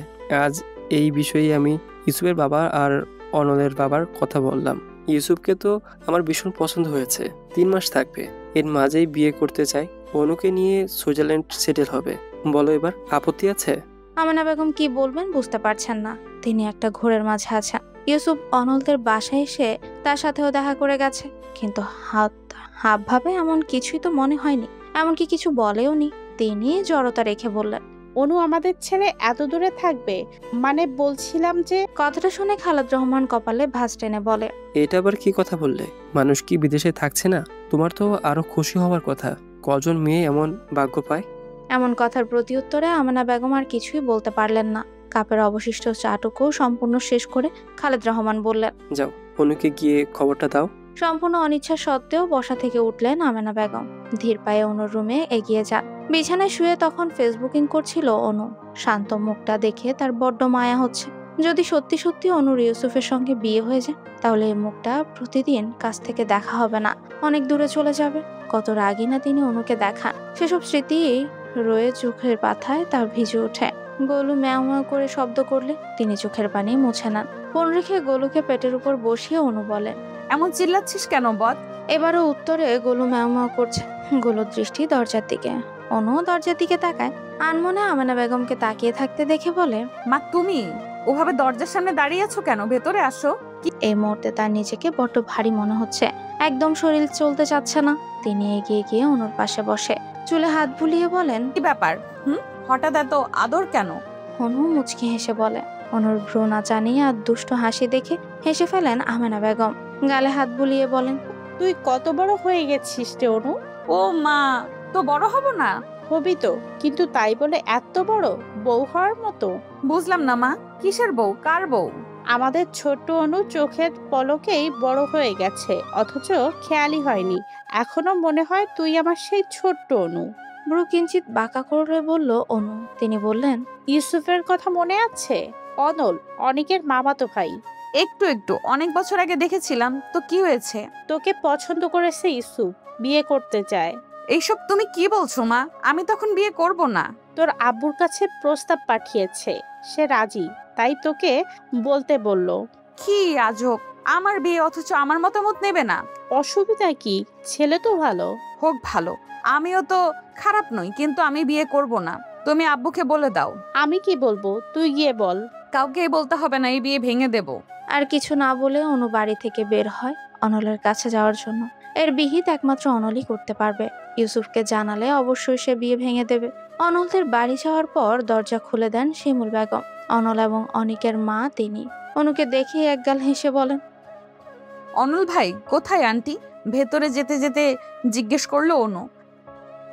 অস্বস্তি নিয়ে বসতে হলো অনুকে। ফোনটাও বাসায় রেখে এসেছে, নয়তো ফোন করে তাড়াতাড়ি বাসায় আসতে বলা যেত। আচ্ছা, অনিককে বললেই তো ফোন করার কথা। তখন শিমুল বেগম বলেন, আচ্ছা আন্টি, অনিক কি বাসায়? শিমুল বেগম রান্নাঘরে যাওয়ার পর অনু অনিকের ঘরে আসে। ল্যাব গায়ে দিয়ে গুটিসুটি হয়ে শুয়ে আছে অনিক। অনু ওকে ধাক্কাতে ধাক্কাতে ডাকে, এই অনিক ভাইয়া, অনিক ভাইয়া, এই ভর সন্ধ্যায় ঘুমিয়েছেন নাকি? উঠুন। প্রচন্ড ধাক্কা ধাক্কিতে মনে হচ্ছিল ঝড় হচ্ছে। ঘুমে ঢুলু ঢুলু হয়ে ল্যাবের ভেতর থেকে মাথা বের করে সে। সমস্ত ঘুমের নেশা তার কেটে যায়। এদিকে অনু অপ্রস্তুত হয়ে তাকিয়ে রয়েছে। অনেক ওয়াশরুমে, আমি ইউসুফ। মিষ্টি এসে কথাটি বলল ইউসুফ। একটা বিয়ে ভাঙতে হবে অনল ভাই, আমি কিছুতেই এখন বিয়ে করব না। এই বিয়ে করা আমার পক্ষে একদম অসম্ভব। হন্তদন্ত হয়ে হড়বড় করে বলল অনু। অনেকের ঘরে ইউসুফকে দেখেই এক ছুটে দৌড়ে ঘর থেকে বের হয়েছিল অনু। মেন দরজার কাছে এসে অনলের সঙ্গে দেখা হয়ে যায়। তখনই অনলের হাত ধরে ছাদে নিয়ে এসেছে অনু। বাইরে থেকে এসে অনল ক্লান্ত। অনুর হুট করে বলা বিয়ের কথাও অনলের মাথায় ঢুকছে না। তবে অনুর পেরেশানির মুখ দেখে মনে হচ্ছে ঘটনা সিরিয়াস কিছু। অনল গায়ের জ্যাকেটটা খুলে ফেলে। শীতের মধ্যে ওর এখন গরম লাগছে। জ্যাকেটটা অনুর দিকে ছুঁড়ে মেরে বলে, তোর বিয়ে? তো এতক্ষণ কি আমি আপনার বিয়ের কথা বললাম নাকি? তেরা বেড়া কথা বলবি না অনু, মাত্র বাইরে থেকে এসেছি, ক্লান্ত আমি। তবু যে তোর কথা শুনছি এটা তো তোর ভাগ্য। আচ্ছা সরি, বিয়েটা ভেঙে দেন না প্লিজ। বিয়ে ভাঙলে আমায় কি দিবি? 50 টাকা দেব। অনল চোখ পাকিয়ে তাকায়। অনু তখন তাড়াহুড়ো করে বলে, আচ্ছা 100 টাকা দেব। 50 টাকা দিবি? 100 টাকা দিবি? এসবের মানে কি? আমায় কি তোর ছোট লোক মনে হয়? না না, আমি তো সে কথা বলিনি। তাহলে তুই কি বলেছিস? আমায় বোঝা। এখন এত কিছু বোঝানোর সময় নেই, প্লিজ এই সাহায্যটা করেন। হয়েছে, থাম। ন্যাকা কান্না কাঁদবি না, মেরে ছেলেটার হাত পা ভেঙে দেব। না না না, এইসবের কোনো দরকার নেই, পরে আপনারই সমস্যা হবে। অনল তাচ্ছিল্য করে হেসে বলে, আমার সমস্যা হবে? আমার গায়ে হাত তোলার সাহস কারো নেই। কিন্তু সে আপনার পরিচিত আর কাছেরও অনেক। কে সে? এনামুল নাকি রাজীব? আরে ধুর না, তারা কেন বিয়ের প্রস্তাব পাঠাবে? ইউসুফ ভাইয়ের কথা বলছি। ইউসুফ ভাইয়া মানে আমার মামাতো ভাই? হ্যাঁ। তুই মজা নিচ্ছিস না অনু? একদম না, আমি সত্যি বলছি। কিন্তু আমি বিশ্বাস করছি না, দুনিয়াতে এত মেয়ে থাকতে তোর মতো গবেট মার্কে একটা মেয়েকে ভাইয়া বিয়ে করতে চাইবে? অসম্ভব। শোনেন, কথায় কথায় এত গবেট গবেট বলবেন না, আমি মোটেও গবেট নই। আপনার চোখে আমার গুণ সৌন্দর্য চোখে পড়েনি বলে যে কারো চোখে পড়বে না এমনটা তো নয়। আর আপনি যদি আমার কথা বিশ্বাস না হয় তাহলে নিচে গিয়ে আন্টিকে জিজ্ঞাসা করেন। তার কোনো প্রয়োজন নেই, তোর এসব ঢপবাজিতে আমি গলছি না। তুই সাথীকে নিয়ে জেলাস হয়েছিস বলে এখন ভাইয়াকে নিয়ে আমায় জেলাস ফিল করাতে চাচ্ছিস, আমি জানি। কথাগুলো বলে অনুর হাত থেকে জ্যাকেটটা নিয়ে অনল নিচে নেমে যায়। হাত পা ছড়িয়ে কাঁদতে ইচ্ছে করছে অনুর। অনল তো বিশ্বাসই করলো না। অনল বাসায় গিয়ে ইউসুফকে দেখে রীতিমতো চমকে যায়। কুশল বিনিময় করে বলে, ভাইয়া তুমি কেমন আছো? আলহামদুলিল্লাহ ভাই, তুই ভালো আছিস? আলহামদুলিল্লাহ। কখন আসলে? সকালেই। তুই কি সারাদিন বাড়ির বাইরে থাকিস নাকি? ওই তো একটু যাওয়া হয় ঘুরতে। শিমুল বেগম ইউসুফকে জিজ্ঞেস করেন, আর বলো না ফুপি, আমায় দেখে লজ্জা পেয়ে দিল তোর। হাসতে হাসতে বলল ইউসুফ। এবার অনলের টনক নড়ল। ছাদে বলা অনুর কথাগুলো মনে পড়ে যায়। তার মানে অনু মিথ্যে বলেনি। শিমুল বেগম অনলকে বললেন। অনল বোকার মতো তাকিয়ে রয়েছে। তিনি মুচকি হেসে বলেন, বুঝিনি মা। শীতকাল, বৃষ্টি হওয়ার সম্ভাবনা ক্ষীণ। তবু অনলের মনে হচ্ছে বাইরে বাজ পড়ছে, অথচ বৃষ্টি নেই। নিজেকে শান্ত করার চেষ্টা করছে অনল। অনুর বিয়ে হলে ওর কি এত অস্থির তো লাগার কথা না। শিমুল বেগমের লাস্ট কথা শুনে অস্থিরতা যেন দ্বিগুণ বেড়ে গেল। তিনি বললেন, সবকিছু অনেক তাড়াহুড়ো করেই হয়ে যাচ্ছে। চোখের পলক পড়ার আগে কথাটা বলতে চেয়েও বলতে পারছে না অনল। অজানা কোনো শক্তি যেন গলা চেপে ধরে রেখেছে। সত্যি কি অনুর বিয়ে হয়ে যাবে? আয়নার সামনে নির্জীব হয়ে বসে রয়েছে অনু। পরনে ওর নীল সুতি শাড়ি, ঠোঁটে হালকা লিপস্টিক আর চোখে গাঢ় কাজল। এটুকু সাজ তিনিই সাজিয়ে দিয়েছে। অনলের বাড়ি থেকে ফিরে আসার পর খালেদ রহমান যখন বললেন ইউসুফ ওর বাবা মাকে নিয়ে আজ বাসায় আসবে এবং এঙ্গেজমেন্ট হবে, তখন থেকে একদম নিশ্চুপ হয়ে গেছে অনু। বাবার মুখের উপর কথা বলার মতো সাহস অনুর নেই। তাছাড়া কি বলবে? বলার মতো কি বা আছে? অনু কাউকে ভালোবাসে না, কোনো পছন্দও নেই। পড়াশোনা সে তো ইউসুফ নিজেই পড়াবে বলেছে, তাহলে আপত্তিটা কোথায় দেখাবে? খালেদ রহমান কোনো সুযোগও দিলেন না অনুকে। ইউসুফদের আসতে রাত একটু বেশিই হলো। এর মাঝে আমেনা বেগম খাবারের বিশাল বন্দোবস্ত করে ফেলেছে। যদিও এখন ডিনার করার সময়, কিন্তু এসেই তো আর ডিনার করা যায় না, তাই হালকা পাতলা নাস্তা দিলেন আগে। কিছুক্ষণ পর অনুকে নিয়ে এলো তিনু, মাথায় ঘোমটা টানা। ইউসুফের পাশেই বসানো হয় অনুকে। ওদের মুখোমুখি সোফায় অনেকের পাশে অনলকে বসানো হয়। হুট করে অনুকে দেখে বুকটা কেমন যেন মোচড় দিয়ে ওঠে অনলের। এমন অনুভূতি ওর আগে কখনো হয়নি। অস্বস্তিতে ঘিরে আছে সে। সাবলীল বা স্থির কোনোটাই থাকতে পারছে না। ইউসুফের বাবা হেসে বললেন, বেয়াই সাহেব, মেয়ে কি দেখব, ছোট মেয়েটা যে এত বড় হয়ে গেল টেরই পাইলাম না। ইউসুফ হুট করে আবদার করে বসে অনুকে বউ করে আনবে। অনু তো আমাদের শুরু থেকেই পছন্দ, আপত্তি করার প্রশ্নই আসেনি। আমার ছেলের পছন্দ কিন্তু মানতে হবে মশাই। উত্তরে খালেদ রহমানও হাসেন। তারা দিয়ে বলেন, তা যা বলছেন আপনার ছেলেও কম নয়। এ কি চা নিচ্ছেন না কেন? চা নিন। তা নিচ্ছি, আগে এঙ্গেজমেন্ট হয়ে যাক। আচ্ছা, এত ঘরোয়াভাবে সব কিছু হওয়াতে আপনাদের কোনো আপত্তি নাই তো? একদম না, বললেন খালেদ রহমান। তাহলে তো ঝামেলা ছুটেই গেল। বুঝলেন তো, সবই ছেলের পাগলামি। ইউসুফ একটু লজ্জা পেল। এর মাঝে একবারও অনু মুখ তুলে তাকায়নি। দেখি আংটিটা দাও তো ইউসুফের মা, বললেন ইউসুফের বাবা। তিনি আংটিটাই ইউসুফকে দিয়ে বললেন, নে আংটিটা পরিয়ে দে। ইউসুফ ডান হাতে আংটি নিয়ে বাম হাত বাড়িয়ে দেয় অনুর দিকে। অনু সরাসরি অনলের দিকে তাকায়। তার চক্ষু ভরে অশ্রু জমা হয় মুহূর্তে। অনল দৃষ্টি সরিয়ে নেয়। অনু ঠোঁট বাঁকিয়ে কেঁদে ফেলে, মাথা নত করে। আমানা বেগম ছুটে এসে অনুর মাথাটা বুকে চেপে ধরেন। মাকে কাছে পেয়ে আরো হাউমাউ করে কেঁদে ওঠে উনি। তিনি মাথায় হাত বুলিয়ে দিয়ে বলেন, পাগলি মেয়ে, কাঁদছিস কেন? এখনই কি তোকে নিয়ে যাচ্ছে নাকি? জরুরি ফোন এসেছে বলে তখনই বাড়ি থেকে বের হয়ে আসা অনল। অশ্রুসিক্ত নয়নে অনলের চলে যাওয়া দেখে অনু। সকলে মিলে কি কি বোঝাচ্ছে তার কোনো কথায় অনুর কর্ণকুহরে পৌঁছাচ্ছে না। আমেনা বেগম অনুর বাম হাতটা ধরে এগিয়ে দেওয়ার পর ইউসুফ ওকে আংটি পরিয়ে দেয়। রাতে খাওয়া দাওয়া করে ইউসুফরা ওদের বাড়িতে চলে যায়। তারা গাড়ি নিয়ে এসেছিলেন। ঘরের বারান্দায় গোলুকে কোলে নিয়ে চুপ করে বসে আছে অনু। বাবা মা আত্মীয়দের ফোন করে সুখবরটা জানাচ্ছে। তিনিও অনেকের সঙ্গে ফোনে কথা বলায় ব্যস্ত। বড় বোনের বিয়েতে কি পরবে, কিভাবে সাজবে, কত শত জল্পনা কল্পনা তার। এদিকে মনের সাথে যুদ্ধ করে চলেছে অনু। মনে পড়ে যায় অনলের সাথে কাটানো মুহূর্তগুলোর কথা। একসাথে ঘোরাফেরা, ঝগড়া করা, সবকিছুর আড়ালে কি ভালোবাসা নামক কোনো শব্দ ছিল? আকাশে চাঁদ নেই, তারাও নেই, নাকি আছে? হতে পারে মেঘে ডেকে আছে। পুরো আকাশ জুড়ে অন্ধকারের বিচরণ। ছাদে দাঁড়িয়ে দাঁড়িয়ে আকাশ দেখছে অনল। অনুদের বাড়ি থেকে চলে আসার পর থেকে ছাদে দাঁড়িয়ে আছে। বাড়িতে কেমন যেন দম বন্ধ হয়ে আসছে। জানলা ব্যালকনিতে ঘর দেখলে কষ্টে মূর্ছা যেতে ইচ্ছে করে, অথচ এমনটা কখনো হওয়ারই কথা ছিল না। অনল, নিজের নাম কারোর ক্রন্ধনরত কণ্ঠে শুনে পেছন ফিরে তাকায় অনল। সামনে দাঁড়িয়ে অনু। অন্ধকারে মুখ বোঝা না গেলেও চিনতে অসুবিধা হয়নি একটু। শাড়ির আঁচল এলোমেলো, খোপা করা চুলগুলো খুলে যাওয়ার উপক্রম। ফুপিয়ে ফুপিয়ে কাঁদছে সে। কাঁদছিস কেন অনু? জিজ্ঞেস করে অনল। অনু দৌড়ে এসে ঝড়ের বেগে আছড়ে পড়ে অনলের বুকে। জ্যাকেট খামচে ধরে হাউমাউ করে কাঁদতে কাঁদতে বলে, প্লিজ বিয়েটা ভেঙে দেন, আমি অন্য কাউকে বিয়ে করতে পারবো না। অনলের ভেতর ঝড় বয়ে যাচ্ছে। অনুকে সে বহুবার কাঁদতে দেখেছে, কিন্তু কখনো তার এমন অনুভব হয়নি। আজ মনে হচ্ছে বুকের পাঁজর ভেঙে চুরে যাচ্ছে। অনু অনলের শার্টের কলার চেপে ধরে কাঁদতে কাঁদতে বলে, ভেঙে দিবেন তো এই বিয়ে? শুধু শুধু পাগলামি করছিস শোনো। ইউসুফ ভাইয়া অনেক ভালো ছেলে, তোকে অনেক সুখে রাখবে। তবে তোকে খুব মিস করবো রে। তোর সাথে আর ঝগড়া করা হবে না, তোর পেছনে লাগা হবে না। সুইজারল্যান্ড গিয়ে কি আমায় ভুলে যাবি অনু? অনু এবার আরো জোরে হাউমাউ করে কেঁদে ওঠে। ওইভাবেই শক্ত করে শার্টের কলার চেপে ধরে বলে, আপনি বলেছিলেন না আমি বোকা? সত্যি ভালোবাসা কোনটা, আবেগ কোনটা আমি বুঝি না। সত্যি এতদিন আমি বুঝিনি যেই মানুষটা সারাক্ষণ আমার সাথে ঝগড়া করে সেই মানুষটাকেই আমি ভালোবাসি। আমি বুঝিনি এই মানুষটাকে ছাড়া আমার চলবে না। হ্যাঁ, আমি আপনাকে ভালোবাসি, আপনার সাথেই সারা জীবন আমি ঝগড়া করতে চাই, আপনার সাথেই আমি সারা জীবন কাটাতে চাই। অনুর হাত ছাড়িয়ে নেয় অনল। চোখের পানি মুছে দিয়ে বলে, একদিন তোর বিয়ে হবে জানতাম।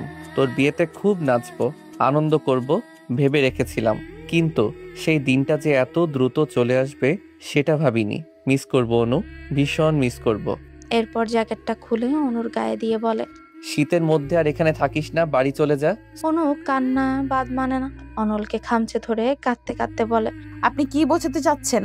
নাকি আপনি কি বুঝতে চাচ্ছেন না, নাকি বুঝতে পারছেন না? এড়িয়ে যাচ্ছেন কেন? এড়িয়ে যাবেন না প্লিজ। দয়া করে আমার মনের অবস্থাটা বোঝার চেষ্টা করুন।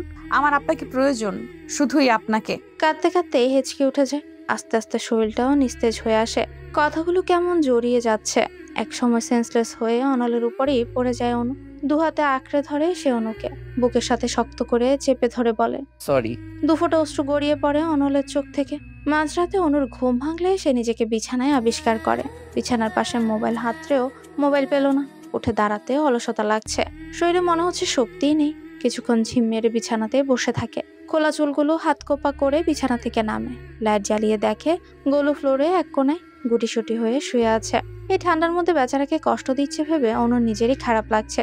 গোলুর জন্য ছোট্ট বাক্সে আলাদা বিছানা বানিয়েছিল অনু। ওকে তুলে নিয়ে সে বাক্সের বিছানায় শুয়ে দেয়। ওর জন্য বানানো ছোট্ট ল্যাপটা গায়ে জড়িয়ে দেয়। গোলু একবার চোখ মেলে তাকিয়ে আবার চোখ বন্ধ করে ফেলে। অনু ওর মাথা চুলকে দেয় কিছুক্ষণ। বারান্দায় গিয়ে দেখে তিতুস খাঁচার মধ্যে ঝিমোচ্ছে। ওর খাবার প্রায় শেষ। ঘর থেকে খাবার আর পানি দিয়ে যায়। তখনই দৃষ্টি চলে যায় অনলের ঘরের দিকে। এখনো ওর ঘরে আলো জ্বলছে। অনুর মনে পড়ে যায় ছাদের ঘটনার কথা। অনলের নিষ্ঠুরতার কথা ভাবতে একদলা ভারী মেঘ এসে জমা হয় চোখের কার্নিশে, যার শেষ ফলাফল হিসেবে নাত্রপল্লব অশ্রুতে ভেজে ওঠে। দীর্ঘশ্বাস নিয়ে অনু ঘরে ফিরে আসে। ওয়ার্ড্রপ থেকে জামা কাপড় বের করে শাড়িটা আগে খুলে ফেলে। তারপর ওয়াশরুমে চলে যায় ফ্রেশ হতে। সকালে অনুর ঘুম ভাঙে আমেনা বেগমের ডাকে। চোখ না মেলে অনু বলে, বলো। ইউসুফ এসেছে তোর সঙ্গে দেখা করতে। এত সকালে? এত সকাল কোথায় পেলি? 11টা বাজতে চলেছে। অনু নিশ্চুপ। আবার ঘুমিয়ে পড়েছে নির্ঘাত। তিনি কাঁধে ধাক্কিয়ে আবার ডাকে, উঠরে অনু, ছেলেটা সেই কখন থেকে বসে আছে। যাও, আসছি। তাড়াতাড়ি। আমেনা বেগম চলে যাওয়ার প্রায় 5 মিনিট পরে অনু ওঠে। আরো পরে উঠতো যদি না তিনু এসে ডেকে যেত। অনু ফ্রেশ হয়ে ড্রয়িং রুমে আসে। ড্রয়িং রুমে কেউ নেই। রান্নাঘরে উকি দিয়ে দেখে আমেনা বেগম রান্না করছেন। সম্ভবত দুপুরে রান্না করছেন। একজন বেশ ভালোই। উনি কোথায় জিজ্ঞাসা করে অনু। আমেনা বেগম পেছন ফিরে বলেন, তোর আক্কেল জ্ঞান কবে হবে বলতে পারিস? কখন থেকে এসে অপেক্ষা করছে? কোথায় এসে? ছাদে। অনু চলে যাওয়ার সময় আমেনা বেগম পিছু ডেকে 2 মগ কফি এগিয়ে দিয়ে বলেন, খালি মুখে কথা বলবি নাকি? কফি নিয়ে যা। অনু কোনো প্রত্যুত্তর করলো না। শুধু নীরব হয়ে কফির মগ দুটো হাতে নিয়ে ছাদে চলে যায়। ছাদের রেলিং ধরে ধীর পায়ে মাথা থেকে ও মাথা পর্যন্ত হাঁটছে ইউসুফ। কুয়াশা থাকলেও মৃদু রোদ রয়েছে। পরিবেশটা ওর বেশ ভালোই লাগছে। আপনার কফি। অনুর কণ্ঠ শুনে পেছনে তাকায় ইউসুফ। হাত বাড়িয়ে কফির মগ নিয়ে বলে, থ্যাংক ইউ। ওয়েলকাম। হুট করে চলে আসে বিরক্তি হওনি তো? বিরক্ত হলে কি চলে যাবেন? ইউসুফ অপ্রস্তুত হয়ে পড়ে। অনু মেকি মৃদু হেসে বলে, just kidding, don't be serious. অনুর হাসিতে তাল মেলালেও ইউসুফের কেন যেন খটকা লাগছে। ঘাপলা অন্য কিছু মনে হচ্ছে। কফিটা কেমন হয়েছে? অসাধারণ। তুমি বানিয়েছো? না, মা বানিয়েছে। আমি এত ভালো কফি বানাতে পারি না। দুজনেই নিশ্চুপ। অনুর দৃষ্টি মাঠের দিকে। এলাকার বাচ্চাদের সঙ্গে ফুটবল খেলছে অনল। বাচ্চাদের মতোই হাসছে। কত খুশি ছেলেটা। অনুর ঠোঁটের কোণে তাচ্ছিল্যকর হাসি ফুটে ওঠে। অনু, তুমি এই বিয়েতে রাজি তো? অনু এবার শব্দ করে হেসে ফেলে। হাসতে হাসতে বলে, এই প্রশ্নটা কি আরো আগে আমাকে করা উচিত ছিল না? অনু, তোমার সঙ্গে রিলেশন করার মতো কোনো ইন্টারেস্ট আমার ছিল না। আমার ইচ্ছে ছিল আমি তোমায় বিয়ে করে বউ করব। এজন্য বাবাকে দিয়ে ডিরেক্ট বিয়ের প্রস্তাব পাঠিয়েছি। সমস্যাটা এখানেই। আমার পরিবার আপনার পরিবারের মতো নয়। আপনার পরিবারে আপনার অনেক গুরুত্ব আছে, ইচ্ছের দাম রয়েছে, যেটা আমার পরিবারে আমার নেই। এমনকি একবার আমায় জিজ্ঞেসও করা হয়নি আমি কি চাই, আমি বিয়েতে রাজি কিনা। তাহলে কি তুমি বিয়েতে রাজি নও? না হলেও বা আপত্তি কোথায়? বিয়ে তো হবেই। বাবা মায়ের ইচ্ছে বলে কথা। বাবা মা বললেই হবে নাকি? সংসার আমরা করব। আমাদের মতামত দরকার সবার আগে। তুমি আমায় ক্লিয়ার করে বলো, তুমি এই বিয়েতে রাজি? অনু কিছুক্ষণ চুপ করে থাকে। তারপর চোখে চোখ রেখেই বলে, না। ইউসুফ কি বলবে বুঝতে পারছে না। বাকশক্তি লোপ পাওয়ার জোগাড়। গোপনে দীর্ঘশ্বাস নিয়ে বলে, তাহলে এই বিয়ে হবে না। তুমি নিশ্চিন্তে থাকো। ইচ্ছের বিরুদ্ধে বিয়ে করার মতো ছেলে আমি নই।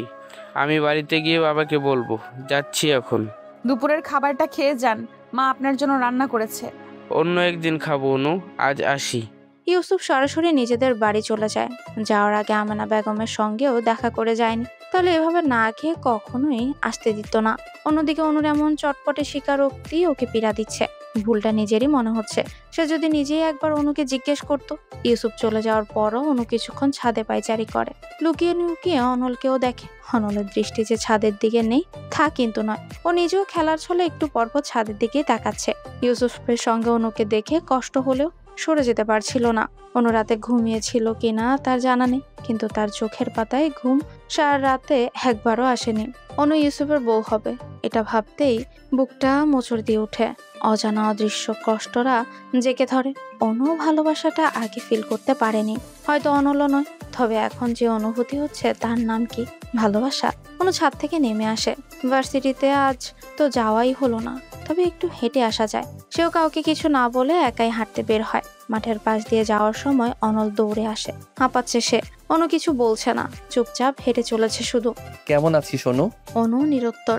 অনল প্রশ্ন করে, কথা বলবি না? এবার অনু কোনো উত্তর দিল না। একটা রিক্সা ডেকে চুপচাপ উঠে পড়লো। এমনকি একটা বার অনলের দিকে ফিরেও তাকায়নি। অনুর এহেন ব্যবহারে বুকের ভেতরটা কেমন যেন চিনচিন করে ওঠে অনলের। অসহায় লাগে। অনু তো এমন নয়। পুরো বাড়িতে পিনপতন নীরবতা চলছে। এমনকি ফ্যানের ভনভন করা শব্দটাকেও প্রকট মনে হচ্ছে এখন। অনুর সামনেই চোয়াল শক্ত করে ক্রুদ্ধ হয়ে দাঁড়িয়ে রয়েছে খালেদ রহমান। হাঁটতে যাওয়ার সময় মাঝ রাস্তাতেই খালেদ রহমানের সঙ্গে দেখা হয়ে যায়। তার অগ্নিবর্ণ দৃষ্টিতে বলে দিচ্ছিল ঠিক কতটা রেগে আছেন তিনি। কিন্তু রাস্তায় কিছুই বলেননি। অনুকে সঙ্গে করে বাড়িতে নিয়ে এসেছেন। এতক্ষণ ক্ষুব্ধ হয়ে চুপচাপ থাকলেও এবার তিনি কষে থাপ্পড় বসান অনুর গালে। টাল সামলাতে না পেরে কয়েক কদম পিছিয়ে যায় অনু। সঙ্গে সঙ্গে মনে হয় গাল কয়েক ইঞ্চি ফুলে গেছে। এতটা ব্যথা হচ্ছে যেন মনে হচ্ছে গাল ফেটে এক্ষুনি রক্ত বের হবে। গাল চেপে ধরে দাঁড়িয়ে থাকে অনু। ঠোঁট কামড়ে ধরে কান্না আটকানোর চেষ্টা করে। খালেদ রহমান বাজখাই গলায় বলেন, তোমায় এত সাহস কে দিয়েছে বিয়ে ভাঙার? কোন দিক থেকে ইউসুফকে তোমার অপছন্দ বলো? নীরবে চোখের অশ্রু বিসর্জন দিচ্ছে অনু। আমানা বেগম কাছে আসার আগে খালেদ রহমান চিৎকার করে বলেন, খবরদার, মাঝখানে আসবে না তুমি। এখানে আমি আর অনু কথা বলছি। আজ আমার সব প্রশ্নের উত্তর ওকে দিতে হবে। এবার তিনি অনুকে জিজ্ঞেস করলেন, তুমি কেন বিয়ে ভেঙেছ? চুপ করে থাকবে না অনু? মাথায় রক্ত চেপে আছে এমনিতেই। ইউসুফকে তোমার কেন পছন্দ নয়? আমি এখনই বিয়ে করতে চাচ্ছি না আব্বু।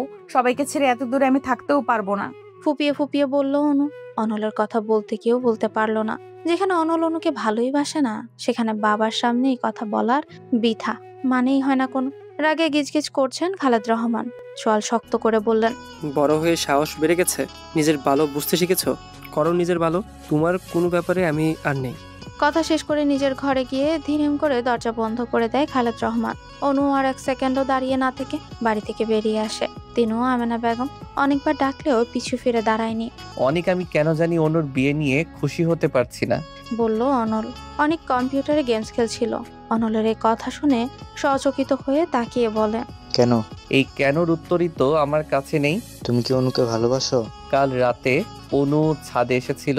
কেন? আমার কাছে। কি বলছে? অনু আমায় ভালোবাসে, বিয়ে ভেঙে দিতে বলেছে, কান্নাকাটি করেছে অনেক। আমার মনে হয় অনলের পুরো কথা শেষ হওয়ার আগে অনেকের ফোন বেজে ওঠে। তিনু ফোন করেছে। ওকে ওয়েট ভাইয়া বলেই অনেক ফোন রিসিভ করে। ওপাশ থেকে তিনু প্রায় কেঁদেই ফেলবে সেভাবেই বলে, অনিক। কি হয়েছে তনু? Are you okay? অনিক আপু বাড়ি থেকে বেরিয়ে গেছে। মানে কি? ইউসুফ ভাইয়াকে আপু বিয়ে করবে না বলেছে। বিয়ে ভেঙে দিয়েছে বলে আব্বু খুব রেগে গেছে। আপুকে মেরেছে এবং বকেছে অনেক। কখন বের হয়েছে? এই এখনই। তুমি আর অনল ভাই একটু খুঁজে দেখো না। আচ্ছা, তুমি চিন্তা করো না, আন্টিকে চিন্তা করতে বারণ করো, আমি দেখছি। অনেকের সব কথাই অনল শুনেছে। চিন্তিত হয়েই বলল, কি হয়েছে রে? ভাইয়া, অনু বাড়ি থেকে বের হয়ে গেছে। মানে কি? কেন? বিয়ে ভেঙে দিয়েছে অনু, এজন্য আঙ্কেল মারছে। অনল কয়েক সেকেন্ড চুপ করে থেকে বলে, আমি গিয়ে অনুকে খুঁজছি, তুই মাকে নিয়ে ওদের বাসায় যা, ওদেরকে চিন্তা করতে বারণ কর। ঠিক আছে। অনল বাড়ি থেকে বের হওয়ার পথে জেসিয়া শুভাকে ফোন করে জিজ্ঞেসও করে ওদের বাড়িতে গেছে নাকি। যখন শুনলো সেখানে যায়নি, তখন ওদের বলল যেন বাকি বান্ধবীদের ফোন করে আপডেট নিয়ে একটু জানায়। ওরা বলল জানাবে। এবার অনল রাজীব এবং এনামুলকে কল করে কিছু অ্যাড্রেস দিয়ে সেখানে অনু আছে নাকি খুঁজতে বলল। অনু যেসব জায়গায় যেতে পারে সেসব জায়গাতেই খুঁজছে এবং ভাগ্য ভালো থাকায় ধারণা সত্যিও হয়। কতগুলো বাচ্চাদের মাঝে অনু উদাস হয়ে বসে আছে। বাচ্চারা অনুর রাগ ভাঙানোর চেষ্টা করছে। সবগুলো বাচ্চাকে অনল চেনে। এরা এখানে ফুল খাবার বিক্রি করে। অনেকবার অনুর সঙ্গে এখানে আসা হয়েছিল। অবশেষে অনুকে পেয়ে যেন প্রাণ ফিরে পেল। ঠোঁটের কোণে শান্তির হাসি। অনল ওদের দিকে এগিয়ে গিয়ে মাঝখানে জায়গা করে বসে। অনলকে দেখে ভ্রু কুঁচকে অনু বলে, তোমাদের আপামনি এভাবে গাল ফুলিয়ে আছে কেন বাচ্চারা? জিজ্ঞেস করলো অনল। ওরা সমস্বরে বলল, জানি না। সত্যি বলতে অনলকে এখন অনুর বিরক্ত লাগছে, অসহ্য লাগছে। সে বাচ্চাদের থেকে বিদায়ও নিল না। বসা থেকে উঠে হন হন করে হাঁটা শুরু করে। পিছু পিছু অনলও আসে। পাশাপাশি হাঁটতে হাঁটতে বলে, কি সমস্যা অনু? আমার সঙ্গে কথা কেন বলিস না? কথা বলতে ভালো লাগে না, তাই বলি না। কেন ভালো লাগে না? কোনো কারণ নেই। অবশ্যই কারণ আছে। সবকিছুর পেছনেই কোনো না কোনো কারণ থাকে। দয়া করে আমায় একটু একা থাকতে দিন। আমি একা থাকতে চাই। তুই নাকি বিয়ে ভেঙে দিয়েছিস? এর জন্য মনে হচ্ছে আপনার খুব অসুবিধা হয়ে গেল। ভয়ের কোনো কারণ নেই। আপনাকে ভালোবাসার কথা কাউকে বলবো না, আর আপনাকেও বিরক্ত করব না। কাল রাতের জন্য সরি। অনুর কথা শেষ করে হাঁটা শুরু করে। এর মাঝে নির্জনতা ছেড়ে দুজনে লোকালয়ে চলে এসেছে। চারপাশে লোকজনের সমাগম। অনল পেছন থেকে বলে, সরি বললেই তো এখন আর কিছু হবে না অনু। আমি তোকে একাও থাকতে দেব না, কারণ আমি তোকে ভালোবাসি। I love you. শেষের দুটো লাইন কানে পৌঁছাতে অনু থমকে দাঁড়ায়, চোখ দুটো ছলছল করে ওঠে। ভালোবাসা পাওয়ার যে আনন্দ, সে আনন্দের রেখা ঠোঁটের কোণে। অনলের দিকে এবার ঘুরে দাঁড়ায় অনু। পাশ থেকে তখন দৌড়ে আসে কিছু লোক। তখনই একটা মেয়ে ধাক্কা দিয়ে যায় অনুকে। সম্ভবত দৌড়াতে গিয়ে অনুর সঙ্গে ধাক্কাটা খায়। ধাক্কাটা এতটাই জোরে লেগেছে যে টাল সামলাতে পারেনি সে। অনু ঘুরে পড়ে যাওয়ার মুহূর্তে তরল জাতীয় কিছু ওর মুখে এক সাইডে এসে পড়ে। সঙ্গে সঙ্গে গগন বিদারী চিৎকার করে রাস্তায় লুটিয়ে পড়ে অনু। যন্ত্রণায় ছটফট করতে থাকে। গালের এক সাইড এবং গলার মাংস ঝলসে যেতে শুরু করে মুহূর্তে।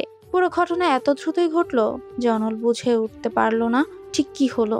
দুহাতে মুখ ঢেকে রাস্তায় গড়িয়ে গড়িয়ে কাঁদছে অনু। ছটফট করছে। যখন বুঝে উঠতে পারে অনুর শরীরে অ্যাসিড পড়েছে, ততক্ষণ অনল উদ্ভ্রান্তের মতো ছুটে আসে। কিছু দূর থেকে আরো একটা মেয়ের গগন বিদারী আর্তনাদ শোনা যায়। আশেপাশের লোকজন কয়েকটা ছেলেকে ধরে ফেলে। অনলের দম বন্ধ হয়ে আসছে। ঘন কালো অন্ধকারে আচ্ছাদিত ধরিত্রী। আনন্দ নেই, হাসি নেই কোথাও। চারিদিকে শুধু থমথমে পরিবেশ। বাঁধনহারা হয়ে কাঁদছেন আমেনা বেগম এবং তিনু। খালেদ রহমান একটু পরপর শার্টের হাতায় চোখ মুছছেন। তাদের মেয়ের সাথে কেন এমনটা হতে হলো? ডাক্তার জানিয়েছে অনুর গাল থেকে গলা পর্যন্ত একদম ঝলসে গেছে। ভেতরে কাউকে অ্যালাউ করেনি। বাইরে থেকে সকলে এক পলক দেখেছে শান্ত নির্জীব অনুকে। বুকের ভেতরটা একদম হুহু করে ওঠে। যে কষ্ট কাউকে বোঝানো যায় না, আর না সবাই বোঝে। যারা অ্যাসিড ছুঁড়েছিল ওদেরকে পুলিশের হাতে তুলে দেওয়া হয়েছে। ওদের স্বীকারোক্তি দ্বারা জানা গিয়েছে অনুকে অ্যাসিড মারার উদ্দেশ্য ওদের ছিল না, বরং অন্য মেয়েকে অ্যাসিড ছুটতে গিয়ে অনু শরীরে পড়ে যায়। পুলিশ হাসপাতালে এসেছিল, কিন্তু অনু অথবা অ্যাসিড আক্রান্ত অন্য মেয়েটি অর্থাৎ আখি এখন কথা বলার মতো সিচুয়েশনে নেই। ডাক্তার জানিয়েছে এখনই তাদের কারোর সাথে কথা বলতে দেওয়া যাবে না। পুলিশও ওদের দুজনের জবানবন্দি ছাড়া কিছু করতেও পারবে না, তাই অপেক্ষা করা ছাড়া কোনো গতি নেই। করিডোরের একপাশে দেয়ালের সাথে মাথা ঠেকিয়ে দাঁড়িয়ে আছে অনল।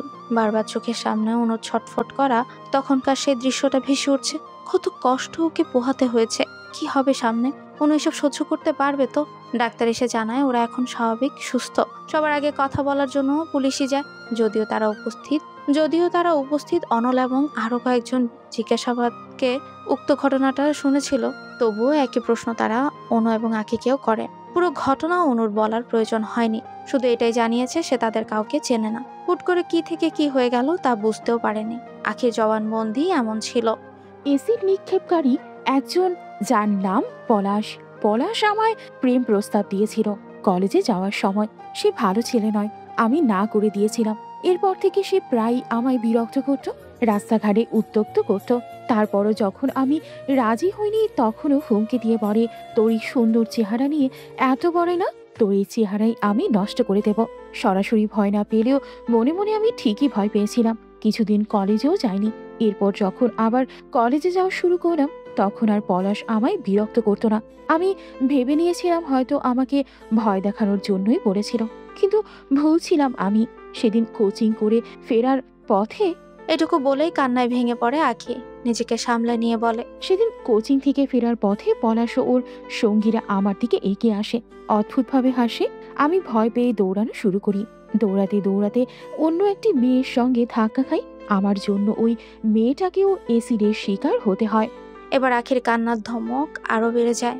ডাক্তাররা জানায় এই সময় ওদের উত্তেজিত করা ঠিক হবে না। পুলিশের যা জানার দরকার তা জেনে নিয়েছে, আর কোনো প্রশ্নও তারা করেনি। তবে এটা বলেছে যে এর প্রাপ্য শাস্তি পলাশ ও তার বন্ধুরা পাবে। হাসপাতালের বাইরে সাংবাদিকদের দলবল। একদিনে একই সময়ে 2 মেয়ে অ্যাসিডের শিকার। এই খবর যেন মুহূর্তেই ছড়িয়ে পড়েছে সব জায়গায়। ডাক্তাররা তাদের হাসপাতালের ভেতর অ্যালাউ করেনি। তারা উন্মুক্ত হয়ে অপেক্ষা করছে অনু এবং আখির সঙ্গে কথা বলার জন্য। এর মধ্যে যতটুকু জানা হয়েছে ততটুকুই টিভি পত্রিকায় প্রচার করা হয়ে গেছে। তাদের আগের ছবি এবং অ্যাসিডে ঝলসে যাওয়া ছবি দেখে সকলের মনেই আক্ষেপ। এত সুন্দর চেহারা, আজকাল সত্যি এটাও মনে হয় যে সুন্দর হওয়াও পাপ বা অন্যায়। অনু সুস্থ হওয়ার পরও কারো সঙ্গে কথা বলতে চায়নি, এমনকি দেখাও করেনি। অনল ভেতরে যায়নি একবারও। আমেনা বেগম যাওয়ার পর হাত ধরে কান্না করে অনু। আকাশ পাতাল কেঁপে উঠবে সেই কান্নার সুরে। আজ অনু এবং আখিকে আদালতে যেতে হবে সাক্ষী দেওয়ার জন্য। দুজনকে রেডি করা হয়, কিন্তু আয়না দেখতে দেওয়া হয় না কাউকে, এমনকি ফোনও তাদের থেকে দূরে রাখে। এই ঝলসে যাওয়া মুখ দেখলে বেঁচে থাকার ইচ্ছে এখানেই মরে যাবে। গালে গলায় হাত বুলিয়ে আটকে ওঠে অনু। বুঝতে পারে নিজের করুণ পরিস্থিতি। ঘরের এক কোনায় হাঁটু মুড়ে বসে আছে অনু। কিছুক্ষণ আগে আদালত থেকে এসেছে, আসামিদের ফাঁসির রায় দেওয়া হয়েছে। এখনো পর্যন্ত অনু নিজেকে দেখেনি, আখের মুখ দেখতে পায়নি। ওড়না দিয়ে বড় ঘুমটা দেওয়া ছিল, তবে হাতটা দেখতে পেয়েছিল। ডান হাতের উপর ভাগ একদম ঝলসে পড়ে গেছে। কি ভয়ঙ্কর সেই দৃশ্য! হাতের যদি এই অবস্থা হয়ে থাকে তাহলে মুখের অবস্থা কেমন হয়েছে? বাড়ির সামনে আসার পর এলাকার মানুষদের করা বিকৃত মুখভঙ্গি বারবার চোখের সামনে ভেসে উঠছে।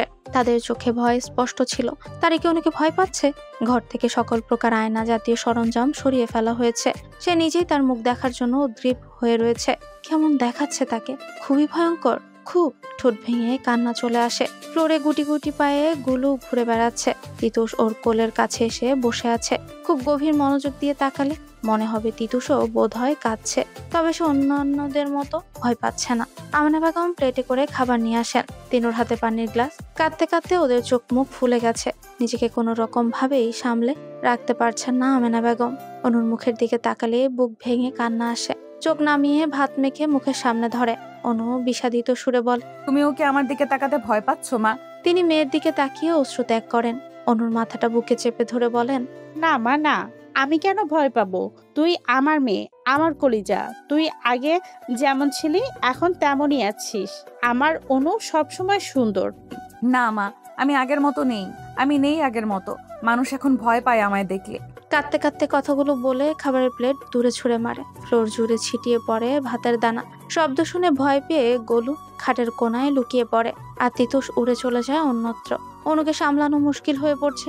ঘরের সবকিছু এলোমেলো করতে করতে কাঁদছে। আহাজারি করে বলছে, এই বিশ্রী মুখ নিয়ে আমি কি করে বাইরে যাব? কেন হলো আমার সাথে এমন? আপু প্লিজ তুমি একটু শান্ত হও, এভাবে ভেঙে পড়ো না। ফুপিয়ে বলে তিনু। দুহাতে নিজের চুল আঁকড়ে ধরে নিজেকে মানানোর চেষ্টা করেও ব্যর্থ হয় অনু। বড় বড় শ্বাস নিয়ে বলে, তোমরা চলে যাও, আমি একটু একা থাকতে চাই। ওই মুহূর্তে ঘরে এসে উপস্থিত হয় অনল। ইশারায় আমেনা বেগম এবং তিনুকে ঘর থেকে চলে যেতে বলে। তারা যাওয়ার পর অনলকে দেখে আরো রেগে যায় অনু। উল্টো পাশ ঘুরে দাঁড়িয়ে বলে, আপনি এখানে কেন এসেছেন? মজা নিতে? আনন্দ হচ্ছে না?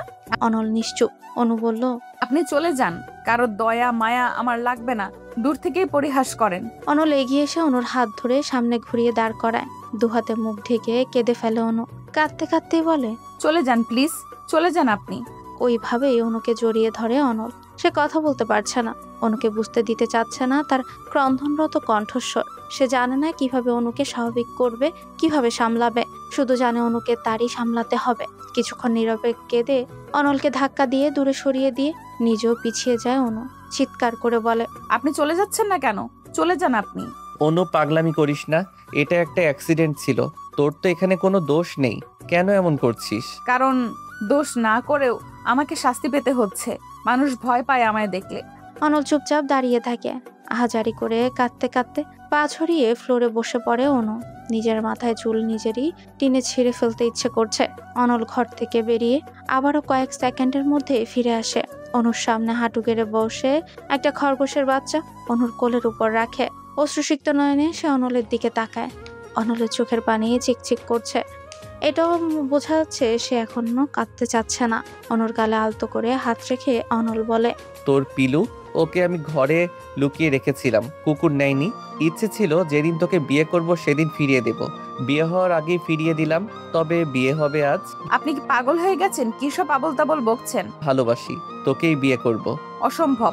কেন অসম্ভব অনু? তোর মুখ ঝলসে গেছে বলে কি আমার ভালোবাসায় ভাটটা পড়েছে? কমে গেছে আমার ভালোবাসা? আপনার এখন আবেগের বয়স নেই।